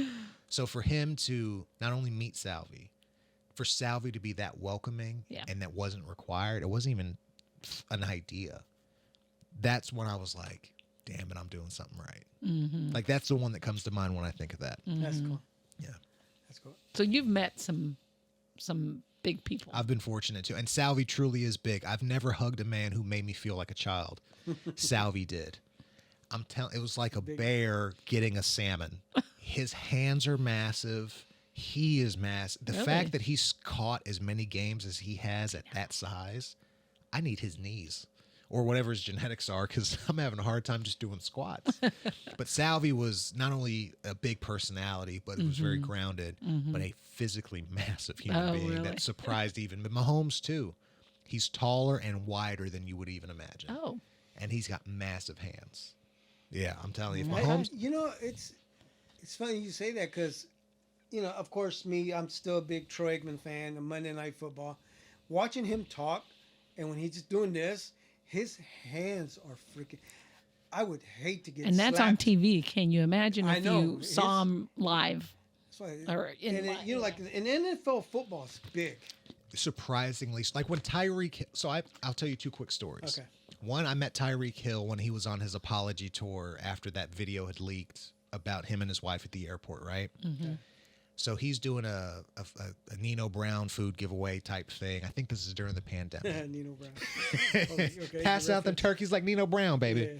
Yeah. So Drew Rosenhaus is his agent, who was shockingly tall. I'll tell you that, because Drew was huge when I was younger, like when he was representing Terrell Owens and all these guys. Yeah. He looks like he played basketball. How tall would you say he is? I would say he's like 6'3", 6'4". Okay. He was much taller than I thought.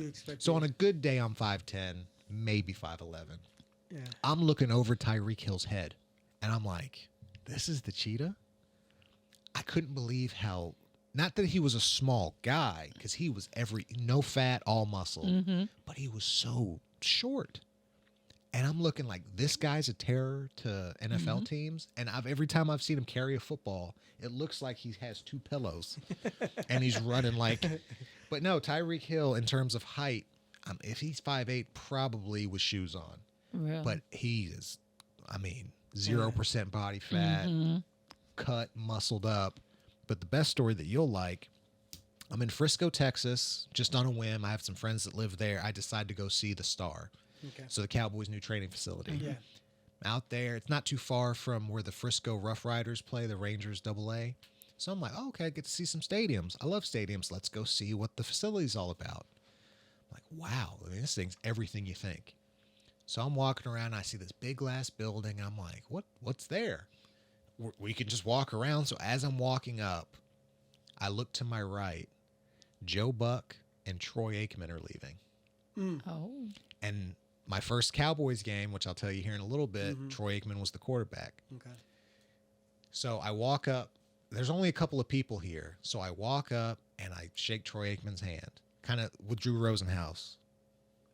Hey, Mr. Aikman, it's a true pleasure to meet you. I watched you growing up. Just wanted to shake your hand. Couldn't have been nicer. Joe Buck couldn't have given a damn if I died right then. I know, right? So I remember he didn't even turn around and like say hi to anybody. He just, yeah, whatever. But I remember that for 2 reasons. One, Troy Aikman was not only incredibly welcoming and nice, but he was massive. But I also saw what I never wanted to be in Joe Buck. If I ever met anybody, no matter what mood I'm in, and I treated him like that, I wouldn't be okay with it. Yeah. So, but not everyone's wired that way. Yeah. But I did learn a lesson. And to this day, it's when I meet people, even if they're a little rude, it's just, hey, nice to meet you. I will continue on. But I will be nice. Yeah. Or at least kind. I know, right? You familiar with that podcast, The Pivot? Yeah. Yeah. Joe Buck was on there. Was he? Yeah. So Joe Buck was, I I can't say you met him, but you saw him right there, right? I could have met him. Right. But watching that, it kind of changed my attitude a little bit about him because I've always you weren't felt, a fan, right? No, Yeah. I'm still not because he gets a lot of stick. He does. a lot, and he explains that in this interview with the guys, and he goes, yeah, a lot of people think that I hate their team, and that's not me, but it just comes out that way, and I'm like, yeah, I know you don't like the Cowboys. It's just like Stephen A. But anyway, Stephen A. says he don't like the fans. At some point, you get to, you're like, okay, what are you really about? Right. And now Joe Buck, I will say, you don't do what he's done and not be incredibly talented. He does football. He does baseball. As far as I know, he's done multiple other sports. I mean, I think it's fair to say he's Bob Costas to this generation when it comes to versatility and notoriety. Yeah. But you can still be kind. You know what? And maybe it was a bad day, but I remember that, and that's how I'll always remember Joe Buck. Right. A-Rod was kind of the same way. Different contexts. It was during a game, but it wasn't like this mob of people coming up. And I'm saying if Troy Aikman can take a second to look someone in the eye and shake their hand and say, I appreciate it. To be fair, he's been groomed since college, but he understood what such a brief interaction could mean to somebody. Yeah. So I learned that from him, and then I learned what not to do. Yeah. Through Joe Buck. There you go. So if I ever met him, we'll see what happens. Yeah. So, excuse me. So when you shook Troy Aikman's hand, how massive were his hands? Just like, It's nice to meet you, man. I mean, it was like he could have taken my hand and my arm and said, I'm going to scratch my back with this. And there's nothing you can do about it. But yeah, I mean, another guy, thick neck too. You can understand why he played as long as he did, but you can also go, wow. And there's guys bigger, stronger, and faster that was taking his head off. Yeah. The fact that they can walk at all after a game amazes me. Yeah. If you ever see these guys up close, outside of the Xavier Worthies and the Tyreek Hills of the world, who are elite fast guys, but they don't look physically intimidating. These guys could rip doors off hinges, rolling out of bed. Like, that's fine. Like these guys. So the hits that the quarterbacks used to take back in the day, I mean, nowadays, do you think they're treated like princesses out there? Ask Troy Aikman. Yeah. Aikman could have played another 10 years? being generous. If Troy Aikman played today, I think he'd be considered one of the greatest quarterbacks based on what he could do leadership wise, but also skill set talent. Like few guys could throw the rock like Troy Aikman. Mm-hmm. It was such a different time then where they ran the ball 40 times a game and they had to throw 15, 16 passes maybe. But they were getting their heads ripped off. Literally, there was a segment on ESPN called Jacked Up where they would take the biggest hits of the week and, so-and-so got jacked up. You know, Tom Jackson and the crew. I remember that, yeah. Once that concussion CTE stuff started coming out, guess what segment got canceled? So I think the game needed to change because the guys, people forget, they're not just athletes, they're humans. Right. The body can't sustain that. Yep. But the fact that they're wanting to do 18 games, Oh, I know. expanded playoffs, Yep. Thursday night turnarounds. Mm-hmm. Do you really care about the players? Mm-hmm. I don't know how these guys do it. I really, really don't. So anyone that is in the league and it plays a long period of time, man, you can't give them nothing but respect. That's not an easy game. Yep. Not at all. I'll be the kicker. And they're still Right. getting beat up. Remember Sean Taylor hit that punter in the Pro Bowl? Yeah. The punter, he was one of the best in the league. Anyone ever remembers is Sean Taylor ripped his head off on the sideline. And he got up quick. I don't think he had a choice. I don't think, I'm pretty sure he didn't remember that, getting up that quick and running to the sideline. Do you want to ride with Batman is the thing he was asking himself in the head. He got hit so hard he didn't know which day it was. But no, football players, these athletes, period. Mm-hmm. The wear and tear they put on their bodies, man. That's true. Yeah. It's crazy. Well, you said you blew out your knee. That was in college, Yeah, right? I tore my ACL and meniscus. That surgery, I ended up having microfracture surgery in my knee. So they drilled a couple of holes to get some extra blood. I think they were trying to get some cartilage to grow back. So like it doesn't give me too many problems today. They took a piece of my hamstring, so I can still get crampy if I pull my leg too high just because of what they took. So in terms of that, I'm fairly lucky, but I'm gonna have knee issues. But that was your only injury? No, I've had meniscus tears. I've had multiple knee surgeries. Oh, okay. I've never broken a bone somehow, but my knees. It's football too. Okay. Yeah, and had I known to get inserts in my shoes, could have saved my knees another 15 years. Yeah. If you're flat-footed, get inserts, customized. They're going to change your life. I promise. Yeah. Yeah. Yeah, I wore inserts. You're a wise man. And I have bad knees too. Bad back, bad hair. And it all radiates up. Once you get your feet fixed, you get your foundation like a house. So you improve your ankle, your knee, your hips, your back. And once I realized, that was the issue, changed everything. Yeah.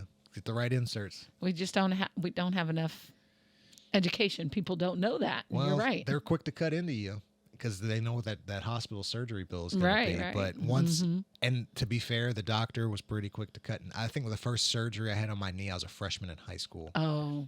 So it was an uphill battle since. Yes. And that knee still gives me problems. Yeah.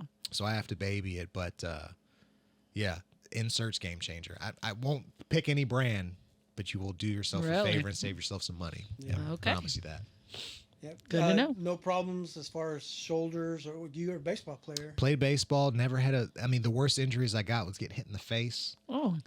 Because I moved my glove too fast. I remember I took 2 shots, one here and one here, and I've had root canals on both teeth since, actually within the last 2 years. But yeah, the worst injury I got playing baseball was just getting hit in the face with a ball. Someone knows about that. I think I said I've never broken a bone. I think I fractured my thumb sliding into a bag. Okay, so we're calling a fracture a break? No.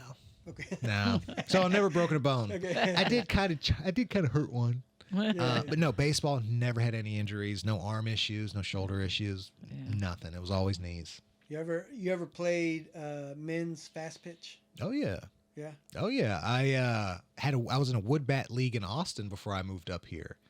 And I damn near blew out my knees playing that at the time because I was much heavier and I didn't know what the hell I was doing. What position did you play? So I played everywhere. Okay. My best positions were second base, center field, third base. I had a strong arm. I was quick. I was fast. Shortstop was usually reserved for the coach's son. So that was a position I never really got to dwell and play. First base, I could play. I think I played as a junior. But my 2 primary positions that I played for the team, third and right. And then summer league, it was center field. And then as I got older into the adult leagues, then it was shortstop, because that's where I probably should have been playing. Well, if you ever feel like playing fast pitch again, coming back. Oh, well, I need some ice bath and some Epsom salt and some Bengay ready to go, but I can give it a crack. Yeah. So was it big down there in Texas, the fast pitch, or? No, not nearly as big as football was. I mean, they had 30 plus men's football leagues. I think more than they had fast pitch baseball. But Austin has changed dramatically since I was even just last there. So now it's more, I think there's more fields. Soccer's gotten big. Yes, yeah. Pickleball. Yes. Sand volleyball. But in terms of fast pitch, I just happened to come across somebody. There's a couple of fast pitch leagues here. Yes. In fact, they just did the endless game the last couple of years. So they played 24 hours of baseball. Yeah, yeah. Mm-hmm. I covered that for 2 years. I think they're going to try again this upcoming year. But they're in a league that they invited me to, but the timing didn't work for me to go out. But I still love baseball. Like, to this day, it's my favorite sport. Yeah. If you ever feel like coming out and if you want to play men's fast pitch, we have a family softball fast pitch team that we just celebrated our 50th year. Hey. Yeah. My dad and his brother started it back in '75. I got a wood bat somewhere I can pull out. And got actually, a couple of gloves. they use aluminum bats. Well, even as long as they're okay to let me use a bat. I ain't got an aluminum one, but I got a couple of gloves that could use some dirt. I'm sure we can use a guest player. All right. I'm a ringer. I'm telling you. There we go. I'm bursty. There we go. I won't play a full season, but when I play, damn it, I'll make an impact. All right, we'll keep in touch when All right. the summer comes around. Please do. Yeah, we can do that.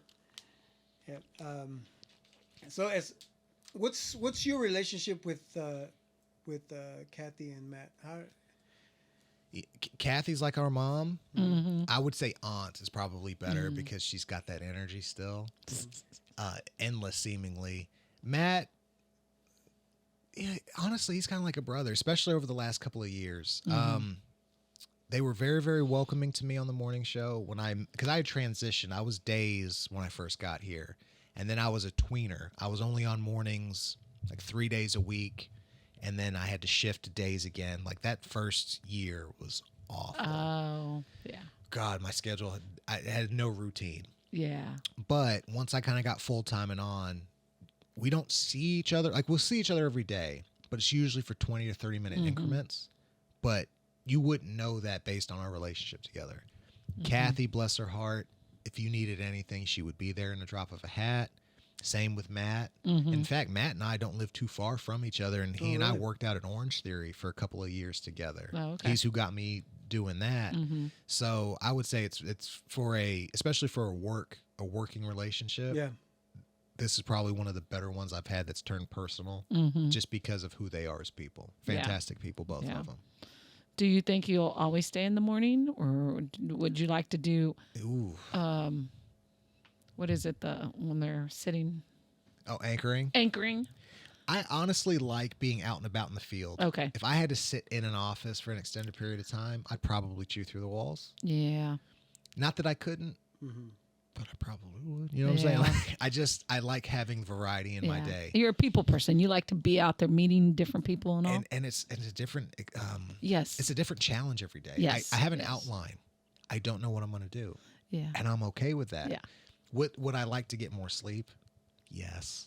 If there was a way I could do mornings, but also sleep for 8 hours and have a life. Yeah. I know. That would be great. You know, there's give and take with anything in life. For what it is and where I'm at now, I love mornings. Oh, good. I wouldn't want to work another shift. Okay. I would like to get more sleep. Yeah. And at some point, we will figure out how and what that looks like. But for now, mornings is where it's at. I wouldn't change it. Okay. Yeah. If somehow Austin news comes and they offer you a job out there, would you go back to work out there? I would listen to any offer. I think Kansas City snuck up on me, and I'm glad it did. It was never on my radar. In fact, I had interviewed, I think, in St. Louis, Detroit. Oh. Channel 5 talked to me before Channel 4 did. Oh. So I was this close to being a Channel 5 guy. Okay. And I say this with respect. Thank God it didn't work out that way, because it wasn't a Channel 5 thing. There's a reason I've been here 8 going on 9 years. Mm-hmm. There's a reason I've stayed in Kansas City. I would listen, but it would have to be the right. I Yeah. wouldn't, Sacramento calls. But, if it was in Austin, a Pittsburgh, a New York, something like that, yeah, you'd have to listen. But Yeah. I love Kansas City. Yeah. I really, really do. Come to think about it, you came to Kansas City at the right time as the city's been growing. The sports teams have been playing their asses off. Yeah. The streetcar was just a thought. Yes. Or one, I think it was, I don't think it started when I had moved here. They had planned it. The Royals were on the come down. I know they had won in 15. In 115. But the Chiefs Yeah. started shooting up. Yep. Sporting KC was dominant. The KC Curtin have gotten here, and they were thriving. I know they lost in the quarterfinals. I Shouldn't have. I know. But that's sports. To see Kansas City, and now we are a World Cup city. That wasn't in the cards in 2017, 2018. And to see what the city's become, and this is what gets me.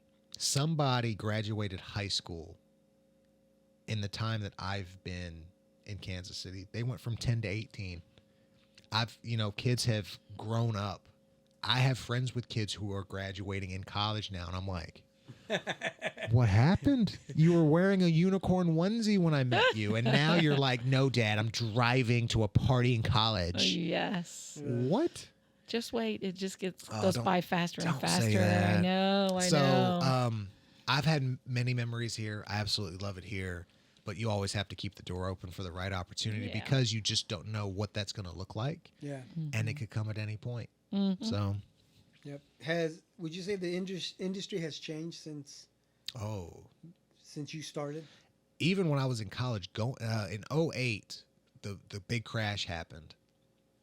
The economy, remember the bailouts and the banks and the whole deal. Yeah. That really impacted journalism then. A lot of newspapers shut down.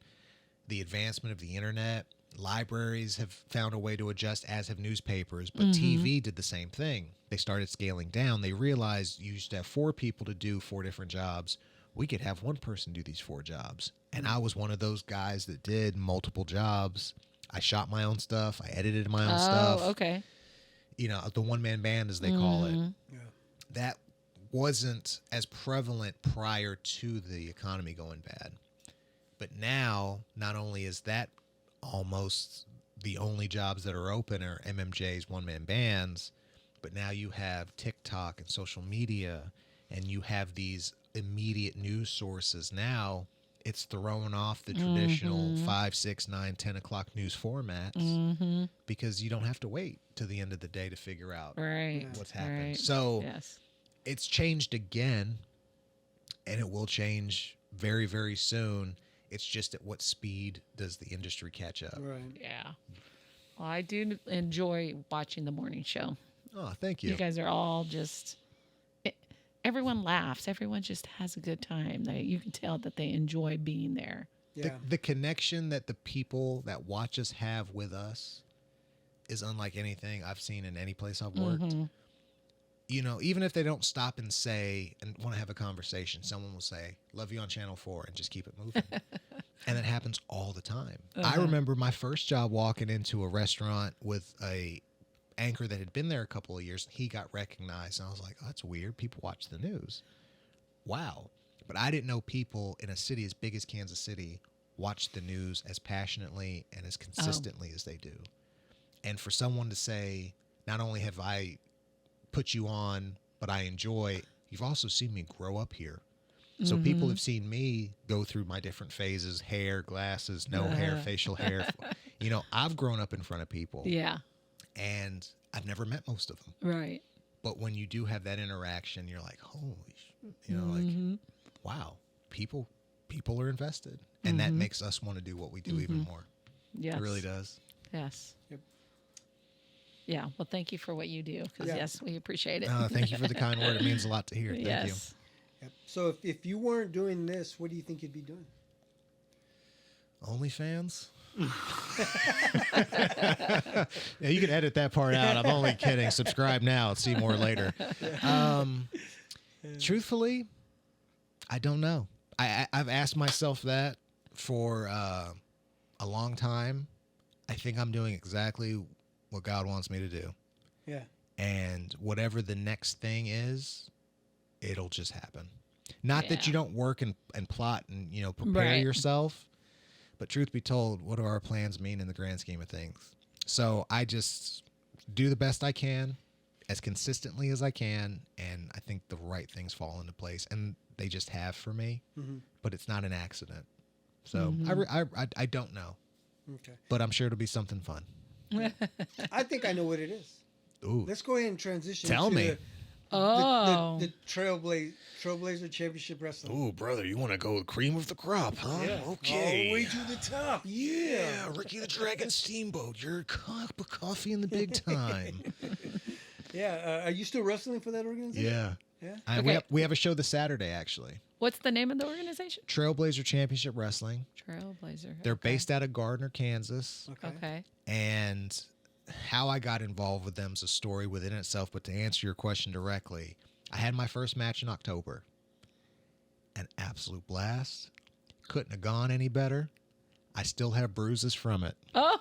We got another show. It's our last one of the year on Saturday. This Saturday. This Saturday in Gardner. So what is that, the 15th? We're at the Johnson County Fairgrounds. Oh. So we transform the work that goes into that. I mean, we deck that place out. Okay. It's pretty much just a show barn. Okay. Until we get there. Oh, right. And it is a wrestling hub. I'm telling you, I've gotten more, hey, you wrestle now, than I have you're on the news. Oh, really? I'm telling you, people Okay. in the Midwest and Kansas, they love wrestling. They loved us that night. They come out, 200-300 a show. I mean. Okay, what time? 7 o'clock, Johnson County Fairgrounds. Bell time's at 7. Okay. I will say now, I'm not wrestling on Saturday. Oh, you're not wrestling? But I will be there. Oh, I will be in the ring, and you will have a good time. So, yeah, it's family-run organization. The King family does a great job. The time and work they put into that. The videos on YouTube, trailblazergold.com. They have a website. What they have when you're there, the thought they put into it, I'm telling you. I fell into this, and I'm so glad I did. Okay, so why aren't you wrestling this weekend? Gotta have the right story. Come on now. Okay, so what's your personality or whatever? It's me. I'm me. Oh, you're you. I am me. You're the news reporter. I am. So the story that we did with in the ring is essentially as true as it could get. Mm-hmm. So do I tell it now? How I got there? Yes.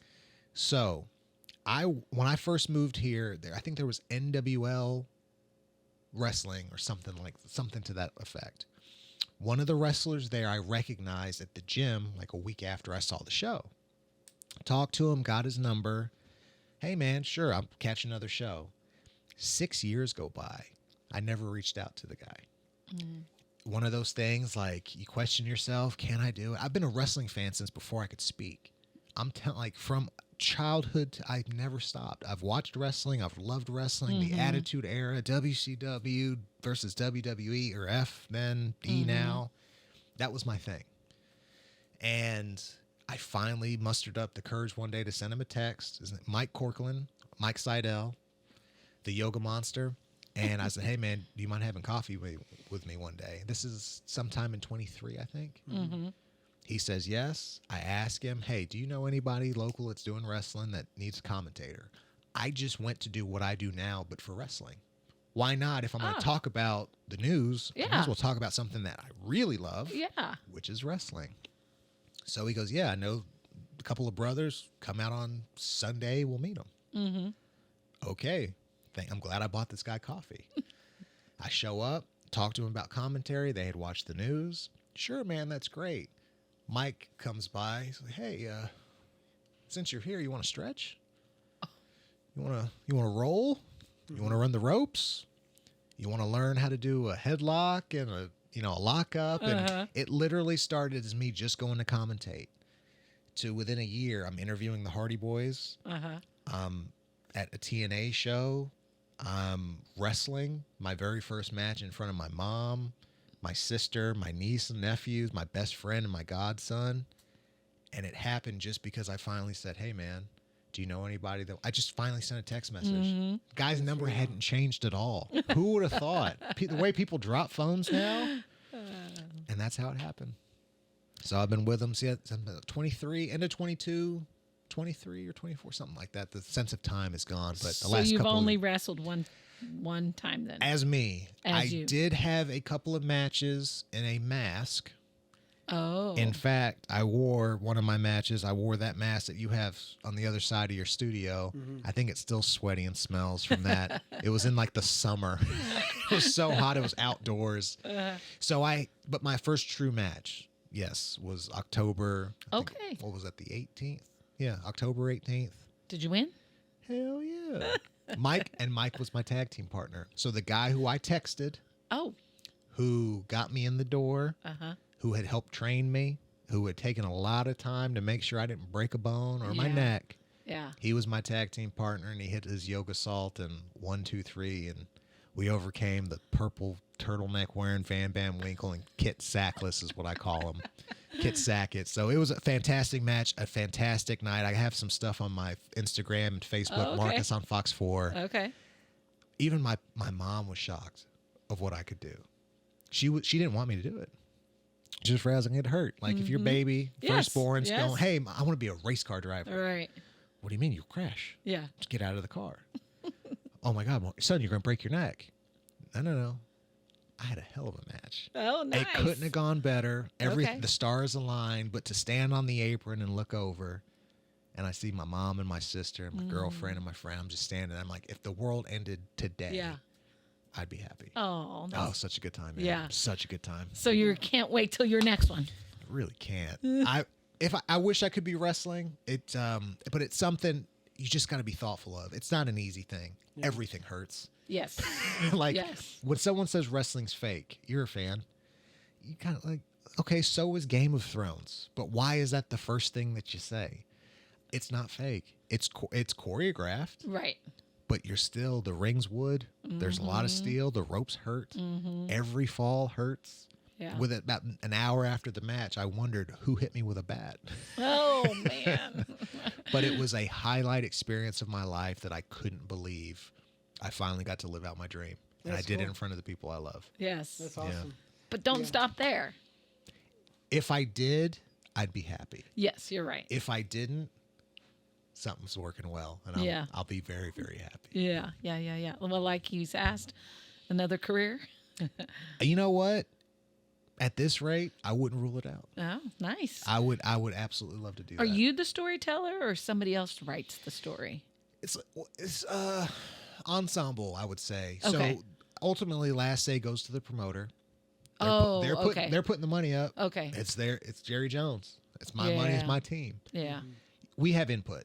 Okay. So how we got there, what we're doing, a lot of ideas go in, but there is a crew that has a final say. Okay. And who am I? I just started. Yeah, I don't know how that I could give works. you my expertise on how to talk or structure an interview, which is what I did. I really didn't think I was going to wrestle. And I did. That's cool. So like I Okay. said, just because I didn't think it doesn't mean it doesn't happen. So it could be anything. Oh. So I'll let you know right now. I did go through your Instagram. I saw it. You're good. Oh man, thank you. I appreciate that. I really thought you did. I mean, I honestly didn't know it was your only match.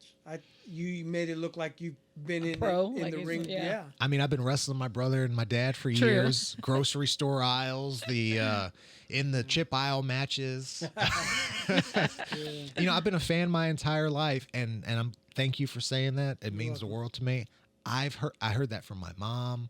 Anyone that was there that night or has watched, they're like, "That was you? You've been training to do this?" It's like, Yeah. I mean, Yeah. you did the flip and all, and you. Yeah. It's just. man, I'm telling you, it was to be out there and forgetting to breathe. That was one thing I'll never forget. Everyone told me, don't forget to breathe. Yeah. That's the first thing I didn't do. But to be able to look back, that 15 or 20 minutes felt like 30 seconds. Oh yeah. Every bruise was worth it. But to see what we were able to put together and to know how much time I'd put into that Yeah. and people loved that so much, that was huge for me. Like that was an absolute fantastic night that I'll never forget. That's so cool. Yeah. That's pretty cool. How many of your coworkers went? So, did have a producer, Taylor. Shout out to you. Her husband and some friends were there. Uh-huh. It was one of those things, too, where I think people Like, oh, he likes wrestling, and everyone knew I liked wrestling. I don't think they knew I was wrestling. And it was one of those things too where I didn't go out of my way to say, hey guys, this is what I'm doing. If they saw it, great. Oh, okay, yeah. And to me, it was like the people that want to will be there. Yeah. And then whatever happens, happens. And the people that wanted to, and I would have loved to see, they were there.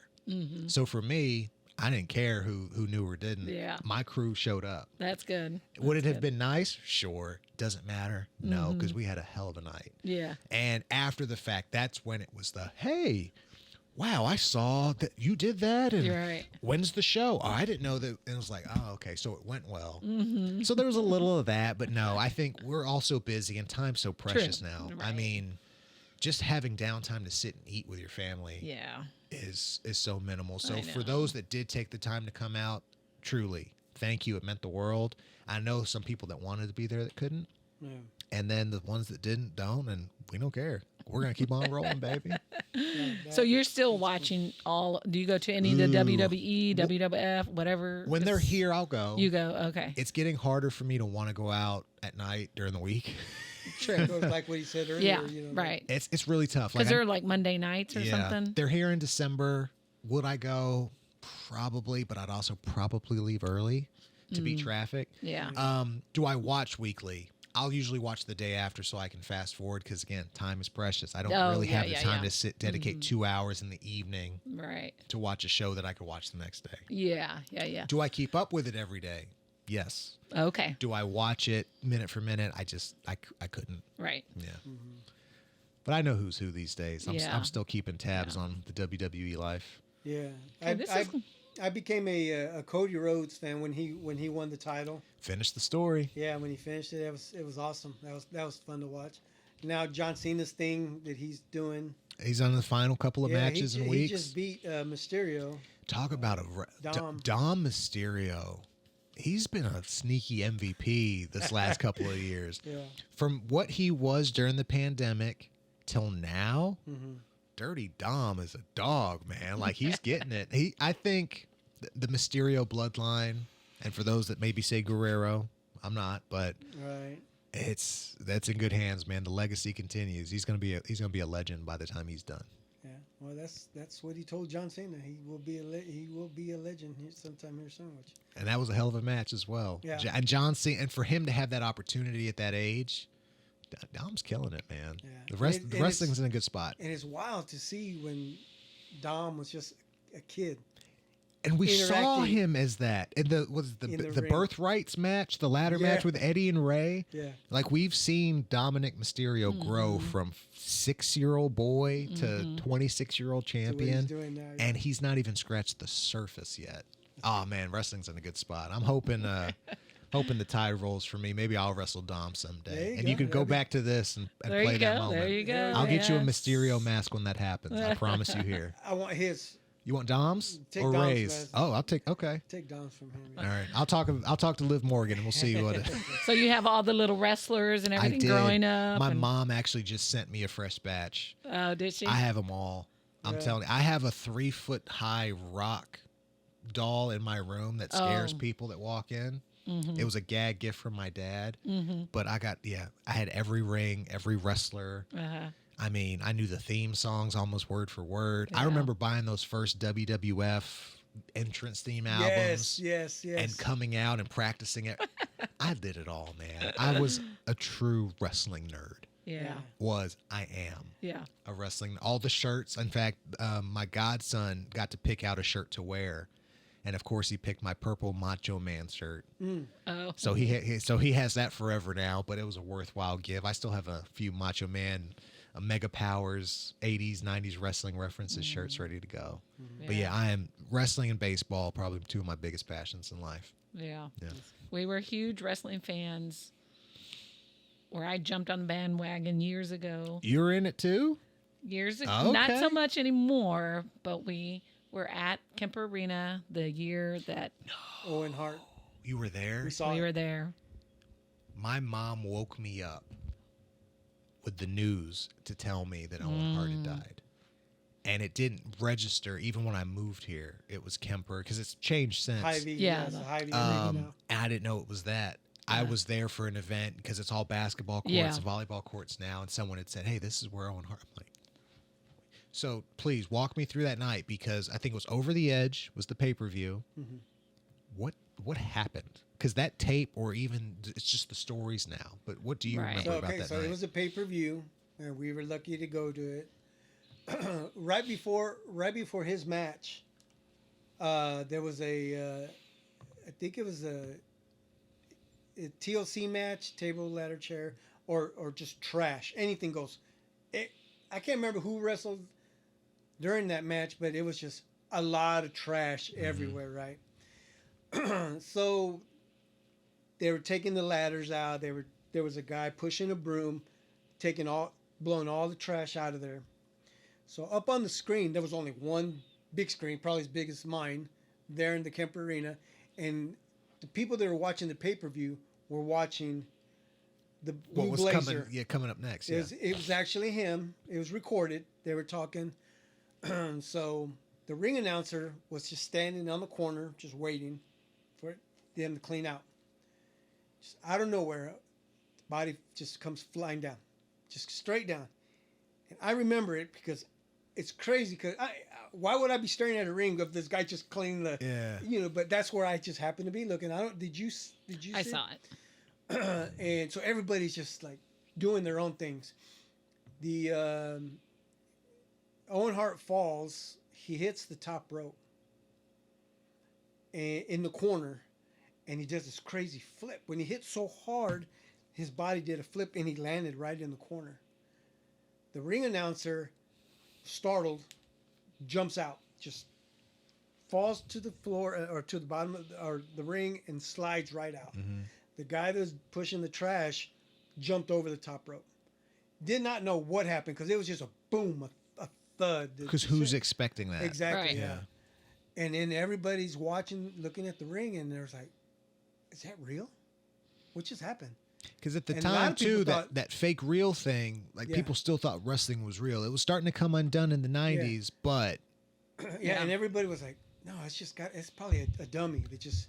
and it Yeah. wasn't. And it No. wasn't. I saw it and I was like, no, that was not a dummy. Yeah. I remember telling you, I said, you could see him move like he tried to. So what he did, what I remember seeing is, as he laid there, he was on his back, so he lifted his head up off the canvas, like looked at his toes, and it just laid right back down. Yeah, And that he was it. moved. And that's why I was like, that's not a dummy.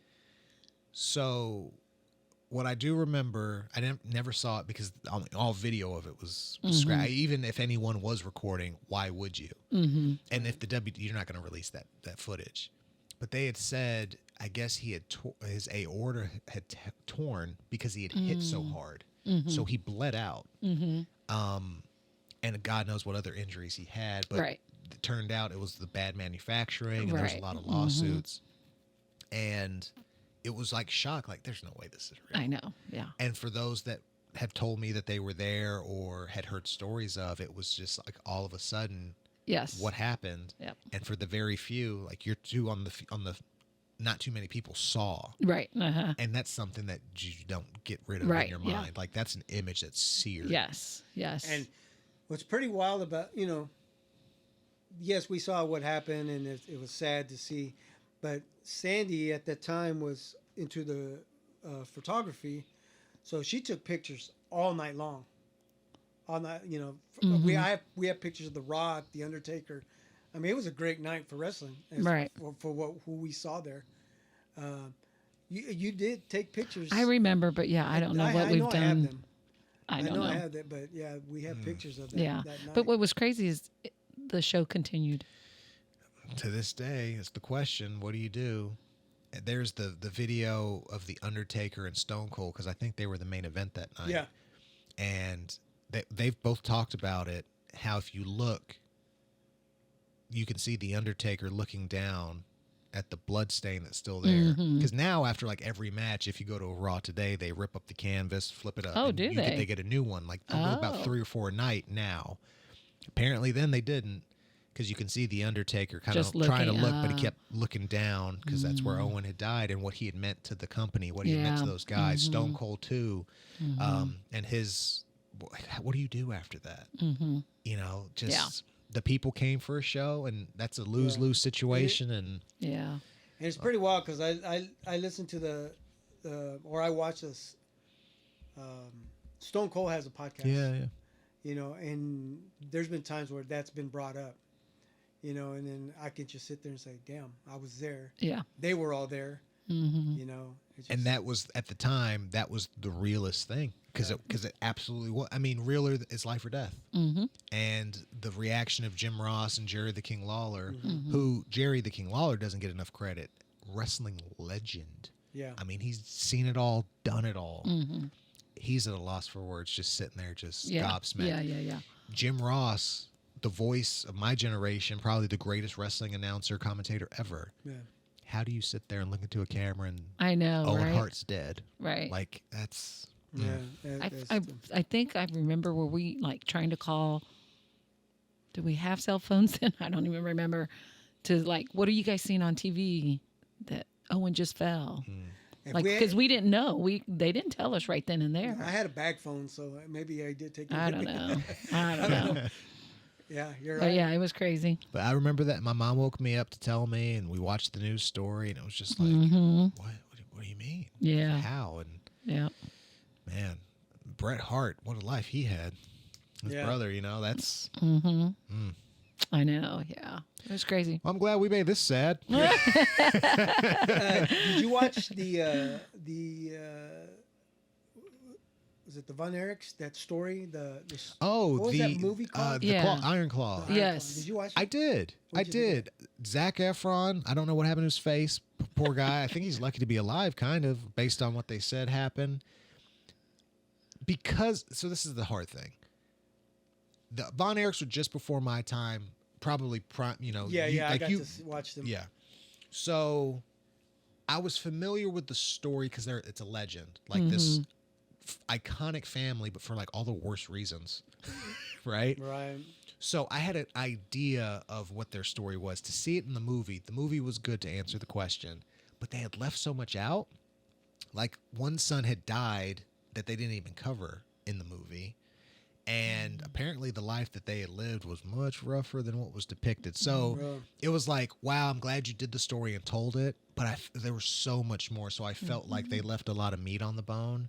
But to, in that moment, go back into that time, like The Wrestler, I thought was a fantastic movie with Mickey Rourke. What wrestling was, or at least for some of the older guys in that story as well. So wrestling has had a couple of great movies, but I still think that's a genre that hasn't been tapped into the right way for a wrestling fan to sit back and go, like, was it The Dark Knight? That's my movie. I don't think wrestlers have one of those films yet. And when the day that's made, I will be very, very happy. And I'd be the first one to say what that is if it ever comes. Like, I liked Ready to Rumble. That just goes to show my taste. Yeah. Wrestling's not fake. Yeah. So You have the bruises to prove it. I absolutely do, and the Yes. back pain still. So, what did you say your name is in the wrestling? So is Marcus Officer. Just Marcus. I just go by my name. I've thought of some wrestling names. And I'm still workshopping what that would be if I needed to switch. But so many people, and thank God they were very supportive. I had people at the American Royal last week in their 50s and 60s stop me and say, "So when's your next match?" Oh. Really? They didn't even ask about the news. They knew me from, Uh-huh. but they were wanting to know when I was going to wrestle. That was fascinating to me. So like there was people that truly were like, "When's the next thing? I'm so glad you're doing this." So I'm workshopping names, but because I had the time that I did in town, it didn't make any sense to put on a fake name Okay. I didn't know Yeah. if you- Yeah. or a working name, I should say. I mean, you ever thought of just wearing an officer's get up, kind of like the Big Boss Man? Oh, you know what? He Hall of Famer, man. Yeah. Even like old boy in Ready to Remember he Rumble. used to carry that baton. And he was a legitimate, I think he was a jail guard or prison guard. Oh. He was a legitimate, Okay. first responder. At least he had time. He went through at least some training to get Okay. it. He was a big dude. You know what? Yeah. If I would do almost anything if it meant the WWE would be in my future. There you go. Yeah. Look at you. But I think my story, what I have now, would be worthwhile. You know, I'd say from breaking news to making news, baby. Like, here we go. So you've already got some of these lines. From writing headlines to being the headline. Like if I had some stuff. So could I? Sure. But I think the story that I have, and it's real. I'm just saying. All right, WWE. Cody finished his story. Let me start mine. There you go. Yeah. What's your walkout music? Oh, Disturbed. Are you ready? Oh, okay. I'm telling you. Well, we're going back to Disturbed. Yeah. That was. Sometimes you just go with what you know. That song got me jacked up. So my first theme song was, man, what was it? Hold on, we can edit this around. No, go ahead. We're good. I gotta find it. Walking on Sunshine. No, My Number by Foles. That's what it was. Okay.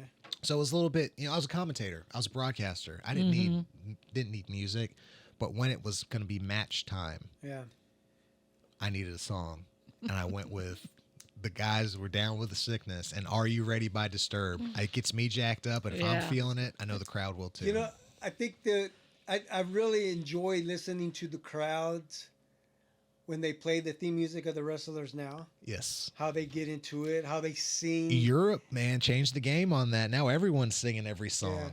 Just like when Cody Rhodes comes out and everybody knows the words. That's what got me.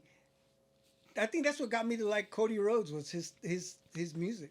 Because if the crowd's in it, and he'd stand on the corner and whoa, that's, and same thing with golly,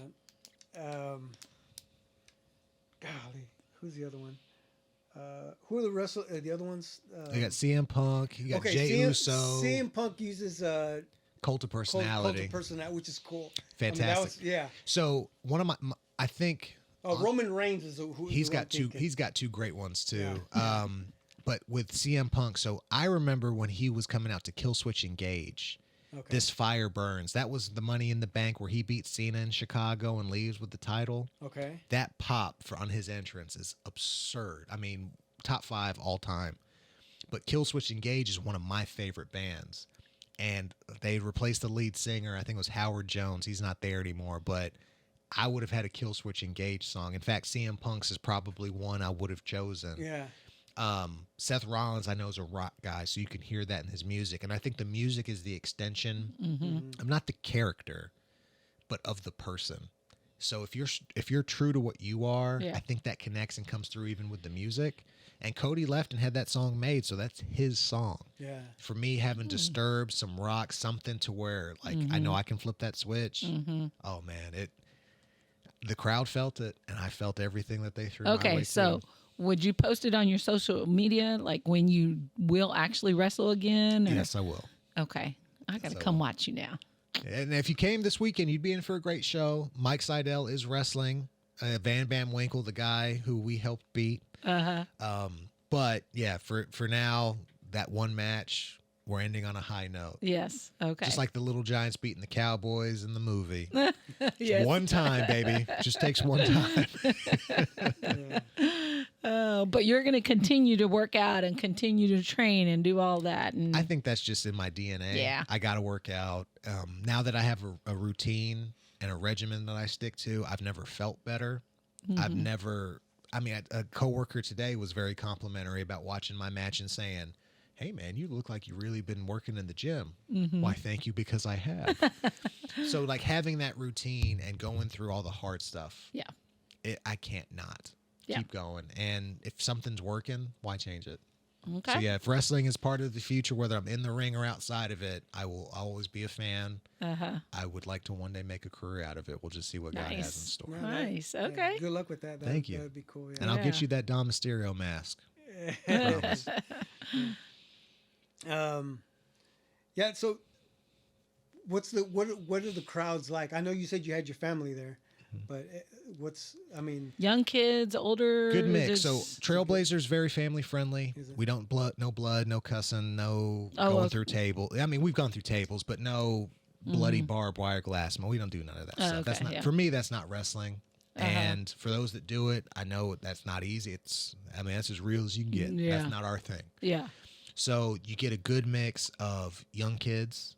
You get a great mix of some grandparents in there with them, with some folks in their 40s and 50s. So we have the full spectrum. Okay. Teenagers, not so much. I mean, because you're still, teens, wrestling. But the kids and the parents that are there, they are dedicated. They are there almost every show. Okay. And they are every bit as loud. We had a crew who started coming out over this last year, at least that I've noticed them. They have customized signs for almost everybody. And they're I'm talking as good as some of the ones you saw in the 90s at the Attitude Era when you did the wide shot and everyone had a sign. These two cats sit right in the front and it's beautiful. They're funny, but they're engaged, and then just knowing you have that interaction and they're as invested as you are. I mean, it comes together so beautifully. Love it. The people are fantastic at Gardner. That's cool. Nice. So that's the only place that they do wrestling. We did a pop-up show, I think, at the Johnson County Fair in Gardner. So at the fairgrounds. Oh, okay. That was the only time, and we did a pop-up in downtown Gardner, but just for, I think, logistics-wise. Okay. That's kind of the hub. Because Memorial Hall in KCK used to be the place. Oh, that was years ago where they used to do wrestling. If the time comes, that could be an option. But I think with their setup, with what they got, right now, that's the perfect place for us. Okay. The Johnson County Fairgrounds. Okay. Yeah.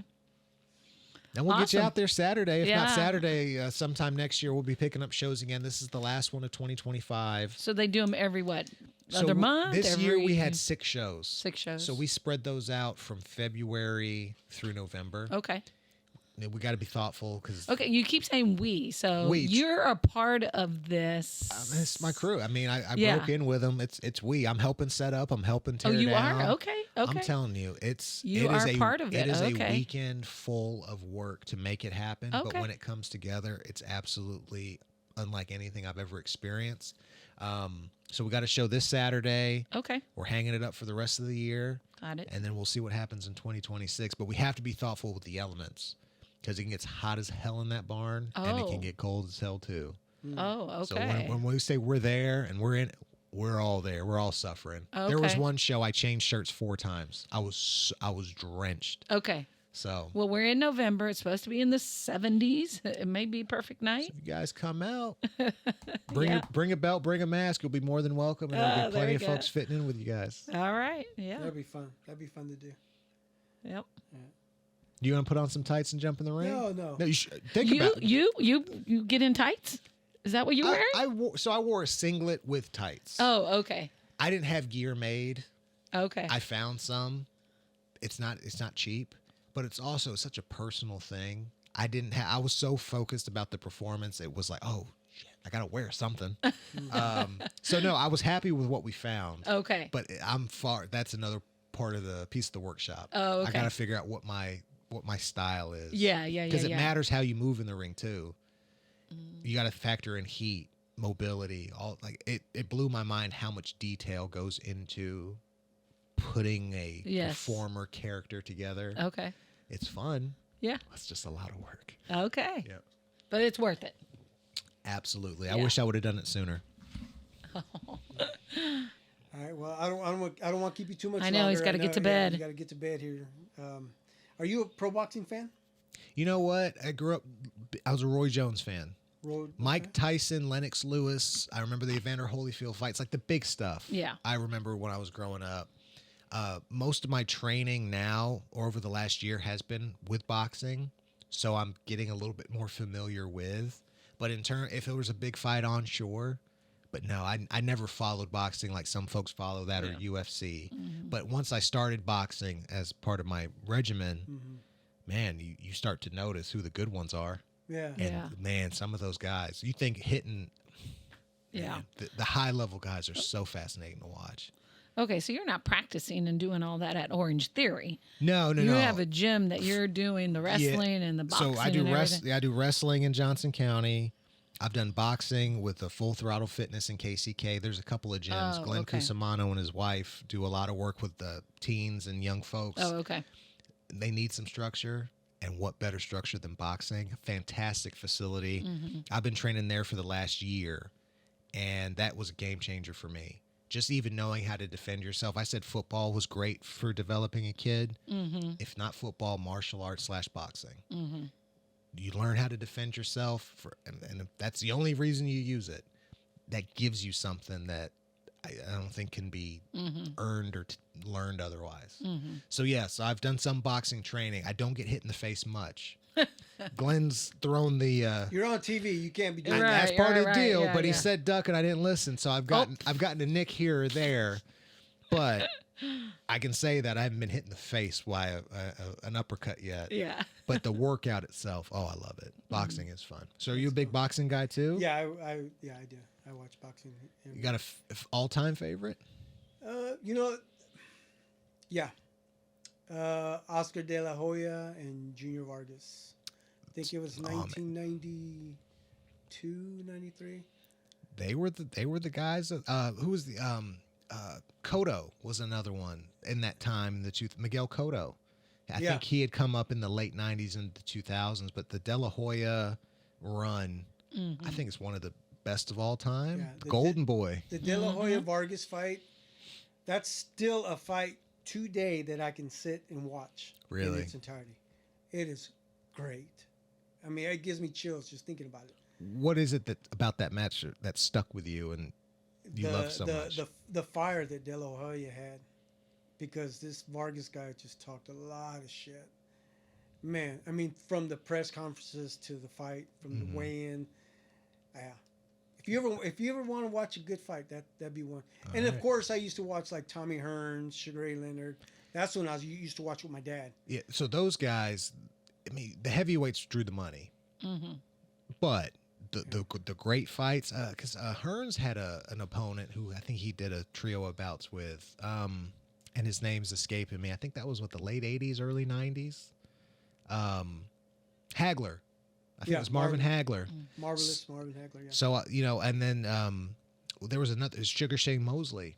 He came, at least in the 90s or 2000s. So I remember when it was fight night on PlayStation 2, I would get the game, and, it was Roy Jones, who was just the king of boxing at the time, whose album I bought. To this day, it's actually not a bad rap album, Roy Jones Jr. Oh, okay, yeah. But my trainer has a big Roy Jones poster in the gym, one of many, but Roy Jones is prominent.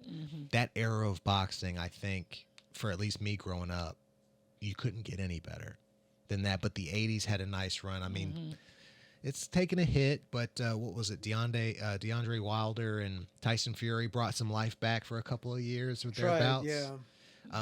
But yeah, boxing it's as an art form and as a sport, great. It's just not something that my dad or parents are really into, but it's something I've grown to have a respect for, because that is not an easy sport. Yeah. One thing I'll remember, I remember watching when Tyson lost to Buster Douglas. Yes, got it. Yeah. Yeah. I'll always remember because it's just my dad and I watching it, pay-per-view, and I was shocked. I cried because Tyson lost. My dad was in shock. I remember he didn't want to talk to me for the rest of the night because Like it was your fault. I know, 'cause he was just a big boxing fan, and for both of us to sit there and just watch Tyson get beat up like that. Well, and how it came together for Buster Douglas. Yeah. I think his mom had died. Like his story after the fallout. Wow, like you talk about underdog who didn't. Had any real business, not only being in the ring, had no business winning that fight. I mean, he stepped to the dude and he took the dude down. Like that was, again, with boxing and football, it transcends skill. It's character and heart revealing. And I think, yes, Tyson fans hated that night, but Buster Douglas and what he overcame to get that victory, I mean, legendary. Yeah. Can't beat that. What do you think of this Jake Paul? Clown. Yeah. Did you watch the Tyson Paul fight? I did not. I refused to. Really? That was one of the things. Good for you. I bought into the Pacquiao Mayweather fight, And I remember feeling disappointed. It was, Cowboy Stadium. It was Yeah. going to be the biggest fight Yeah. ever, and it was a 10-round clunker. Mm-hmm. So as good as Mayweather is skill-wise, after that bout, I kind of tapped out on boxing because it was no longer about the fight. It was everything but. And with Jake Paul, now Logan Paul, I hate to say it, damn, he's a good wrestler. Damn, man, I'm glad you brought that up because I was going to ask you. Oh my God, he's phenomenal. Right, he is. What he's done, I don't know how he has managed it. Truly fascinating. His brother, nuts. I don't get it. I don't really understand the appeal of Logan Paul. But for them to build what they have from Disney Yes, Channel, that's true. YouTube, whatever, to this, Yeah. Right. something's working. Right. But no, I don't look at Jake Paul and go, oh, he's a boxer. Okay. Yeah. Yeah. And Jake Paul's actually, whether if it's just a money grab and there's a script. There's a script. I don't know. There's a script. Because he was supposed to. Jake Paul was supposed to fight here recently against the Tank. Golly, what's his name? I can't remember his name. But they were just size difference was just. It just wasn't going to work. It was It was supposed to be an Just like an exhibition bout. Yeah. See, so I was in England one year because Logan Paul fought Mayweather. Because he boxed too for a minute before he got to the WWE. Right. And I remember hearing, like, KSI was even on the card that night. Yeah. And I just so happened to be listening to we were coming back from, I think, Ireland, and the fight had just wrapped up. And Mayweather, of course, had won. Mm-hmm. And then it was like, wait, is this really happening? I know it was Logan Paul, but what is going on? The attention it got was fascinating. But, I think I just reached an age. I've seen this song and dance before. Like, you didn't care about Mayweather's fights. You wanted to see someone beat the hell out of Mayweather because he talked crap. He was flashy. I remember when he was Pretty Boy Floyd. And it was an HBO, because HBO at the time was huge with boxing. He was talking to the commentators as he was fighting. Like, that's how I remember. That was my introduction to Floyd Mayweather. Oh, okay. Like, he's like, and he'd hear them. I'm like, how's he fighting a professional? And he's talking to these guys. But as I've gotten older and you kind of know what the game is and how the strings, it's like, I'm not watching a Jake Paul fight. Yeah. When he can be juiced up and not get tested, but the opponent can't, get out of here. Right. Or at least allegedly. That's key. I should say that. Yeah. Allegedly be able to have liberties with what is in his system. Allegedly. But no, I wish boxing could go back to almost what college football used to be, where it wasn't just about the money and selling the big fight. Right. I'd like to see two guys that are skilled, that are the best at what they do, and they're fighting to see who is better. Not let's both get rich and not die. We were disappointed with the girls. Remember, that was their third fight. Oh, yeah. And the first two were really good. And then that third one, we were ready for it. And it was all about the money because they did not come out and perform. You could tell. Yeah. Yeah. The third one, it was really disappointing. Yeah.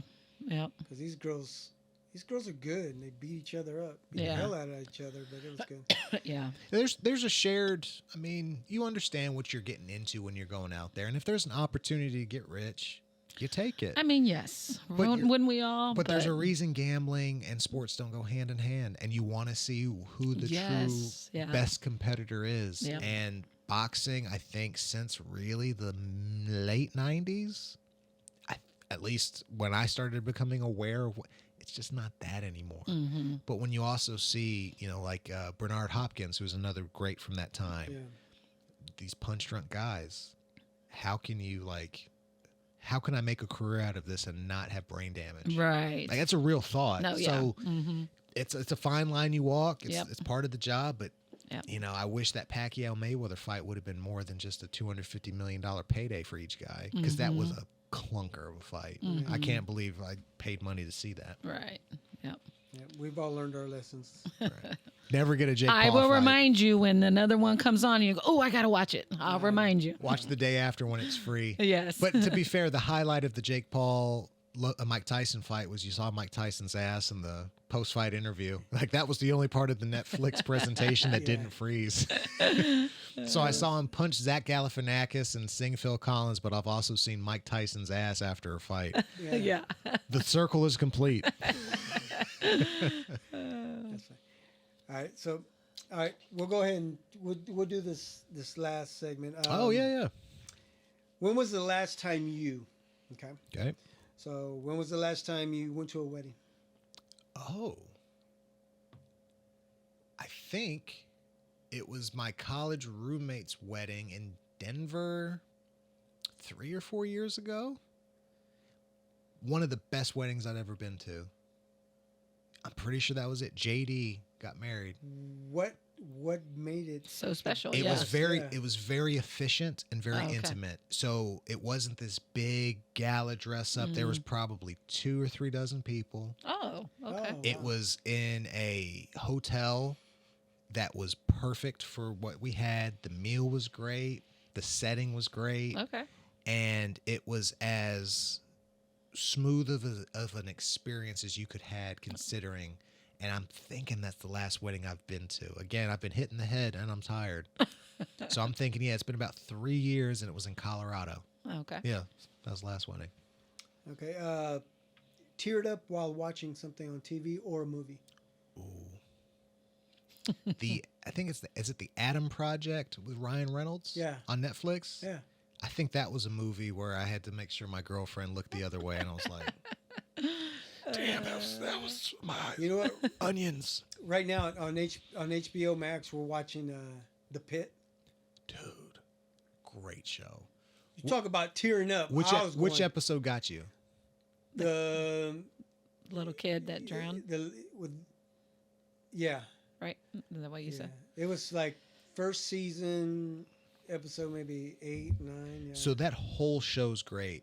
Yes. There's a speech I think he's given the main character, Noah Wiley, because I was watching ER and then I started watching The Pit, and I was like, to see him go from babyface intern to this different shows, but just to Oh. see his growth was crazy. Wait a minute, he's on ER? Yes. I did not know that. He's in the very first episode of ER. He's a like first or second year whatever it is Yeah, from well- he's a med student, babyface, fresh out the gate. Yeah, Damn, I'm gonna have to go back see and that. it's on HBO. I'm telling you, I watched the first 3 seasons of ER. I mean, dedicate like 6 weeks. I think I stopped as I got into The Pit. So I stopped watching ER to watch The Pit. Fast forward, fantastic show. I think I choked up. I don't think I teared up. But no, the last one had to be the Adam Project. And then maybe, I know I cried during Forrest Gump when Bubba died. Oh. But Oh, really? I was young. Yeah. But yeah, I will say the Adam Project with Ryan Reynolds. That was the movie where I was shocked that I I just have to let watch it that. Have you Oh, seen it's it? so good. Yeah, Chris, have you seen that? No. You haven't seen it? Okay. That's I have pretty to good. check that Watch, one out. watch. I'm Yeah. telling you, man. Bring a tissue Yeah. Last time you wore a costume? every day. When I put on a suit and jacket, I hate wearing dress shirts and ties. Legit costume. You know what? We could say last month for the wrestling show. Okay. That was my That was your. my get up. I Yeah. didn't dress up for Halloween this year, but we'll go with the wrestling match 2 weeks before that. Okay. Okay. So this year I dressed up as the Macho Man. The weekend before, and then the following weekend I dressed up as Mario Brothers, but as the referee in Mike Tyson Punch Out. Ah, I dig that one. Those are Yeah. 2 good ones. Yeah. We'll not play. not too many people knew that he was the referee in Mike Tyson Punch Out. And that's even better because you can hit them with some history and Yeah. also go, that's an interesting costume. Okay. But you know what's really crazy though is when people saw me in costume and they say, "Hey Mario," and I'm like, I don't know you, and that's my name. So It was throwing me off. double Yeah, trouble. yeah, it was. I had it done a couple of times. It was pretty weird. You're like, hey, help me out here. How am I supposed to? Yeah. Tell me. Give me a hint. I had someone at the gym recently do something similar. Like, hey, and he referenced a story which I had since forgotten, and I'm like, do I know? Because I've interviewed a lot of people, and Yeah. it's not. I'm good with faces, horrible with names, great with faces. But even I was sitting there going, my guy, help me here. Yeah. And he didn't know me. He actually was a neighbor of a coworker of mine, and that's how. Oh, So he okay. watched. But anyway, like he hit me with the, hey, do you? I'm like, Yeah. The hell is this guy? Right. I don't know. Last time you went skating, Ooh, whether it be ice or roller skate. Oh, for the Crown Center opening. Oh, you did. The ice rink last year. Okay. And I fell right before, right after the live shot had ended. So they had just missed me just eating. Yeah, my back pockets were full of ice. I went down hard. Ouch. Oh man. I'm not a skater by any stretch, and my feet hurt. Actually, you know what? It was it the Legends or the Northland? I think it was the Legends. They have an ice rink out there as well. So I've been skating in Kansas City within the last year. Oh, okay. And my feet hurt so bad. Yeah. Oh my God. You don't know how many muscles are in your feet until you get on skates. Yeah. Yeah. I can do roller skate, but the ice skates are hard. Ice skates are tough. And I couldn't. Oh, no roller skate? I can't put, I was probably a teenager the last time I put on roller skates. Yeah. And I had the inline skate. I didn't have the okay. with the toe, the toe break. Yeah, I didn't rock those too often. When was the last time you caught a home run at a major league stadium? Oh, come on, baby. I did catch a batting practice home run at Busch Stadium. A Chicago Cub hit it. I didn't see who it was because they didn't have their uniforms on. But that was in 2022? 21, 22? Mm-hmm. And I just told my girlfriend this was one of our first dates, I'm pretty sure. It was in that early window, if the timing's right. I was like, I can't move from here. I just have a feeling once I do, they're going to hit right to me. I didn't even move. No way. Caught a home run. So I still have that framed up. But, of course, the Alex Gordon home run I caught, that was May 2019. That was the first home run I'd ever caught. Mm-hmm. And I was just about to leave from that seat. My girlfriend at the time, who was next to me in the video, I just said, okay, one more inning. I'm looking at my phone and I just hear, babe. Oh. And I caught it. It's just how that happened. And you had a Phillies hat on? Explain that. So when I go to a baseball stadium, I buy a hat. Every stadium. Now, if I go back multiple times, I tend to get a different hat. So that's my thing. That's my takeaway. Mm-hmm. I was in Philadelphia a week or two prior as part of my birthday gift, my girlfriend, who we went to the game with then, we had gone to Baltimore, Philadelphia, Toronto. Like we had done a run on the East Coast. So I had a Phillies hat. I saw the Phillies play in Citizens Bank, and they're playing the Royals. Why not break in the hat? I'll wear the Phillies. It's fine. I'm not a Phillies fan. Just I have the hat. And of all days, for me to sit where I did and pick the hat that I did and have the job that I did, because one of the guy that actually helped me set up the Salvi lookalike meeting, he was doing broadcasting for the Royals that night. He told the crew who I was, which is when they had said, hey, nice catch, Phillies fan. They realized who I was. And they talk crap about me the rest of the night. Oh. To this day, when I go to the K, they ask me if I brought the right hat. Oh.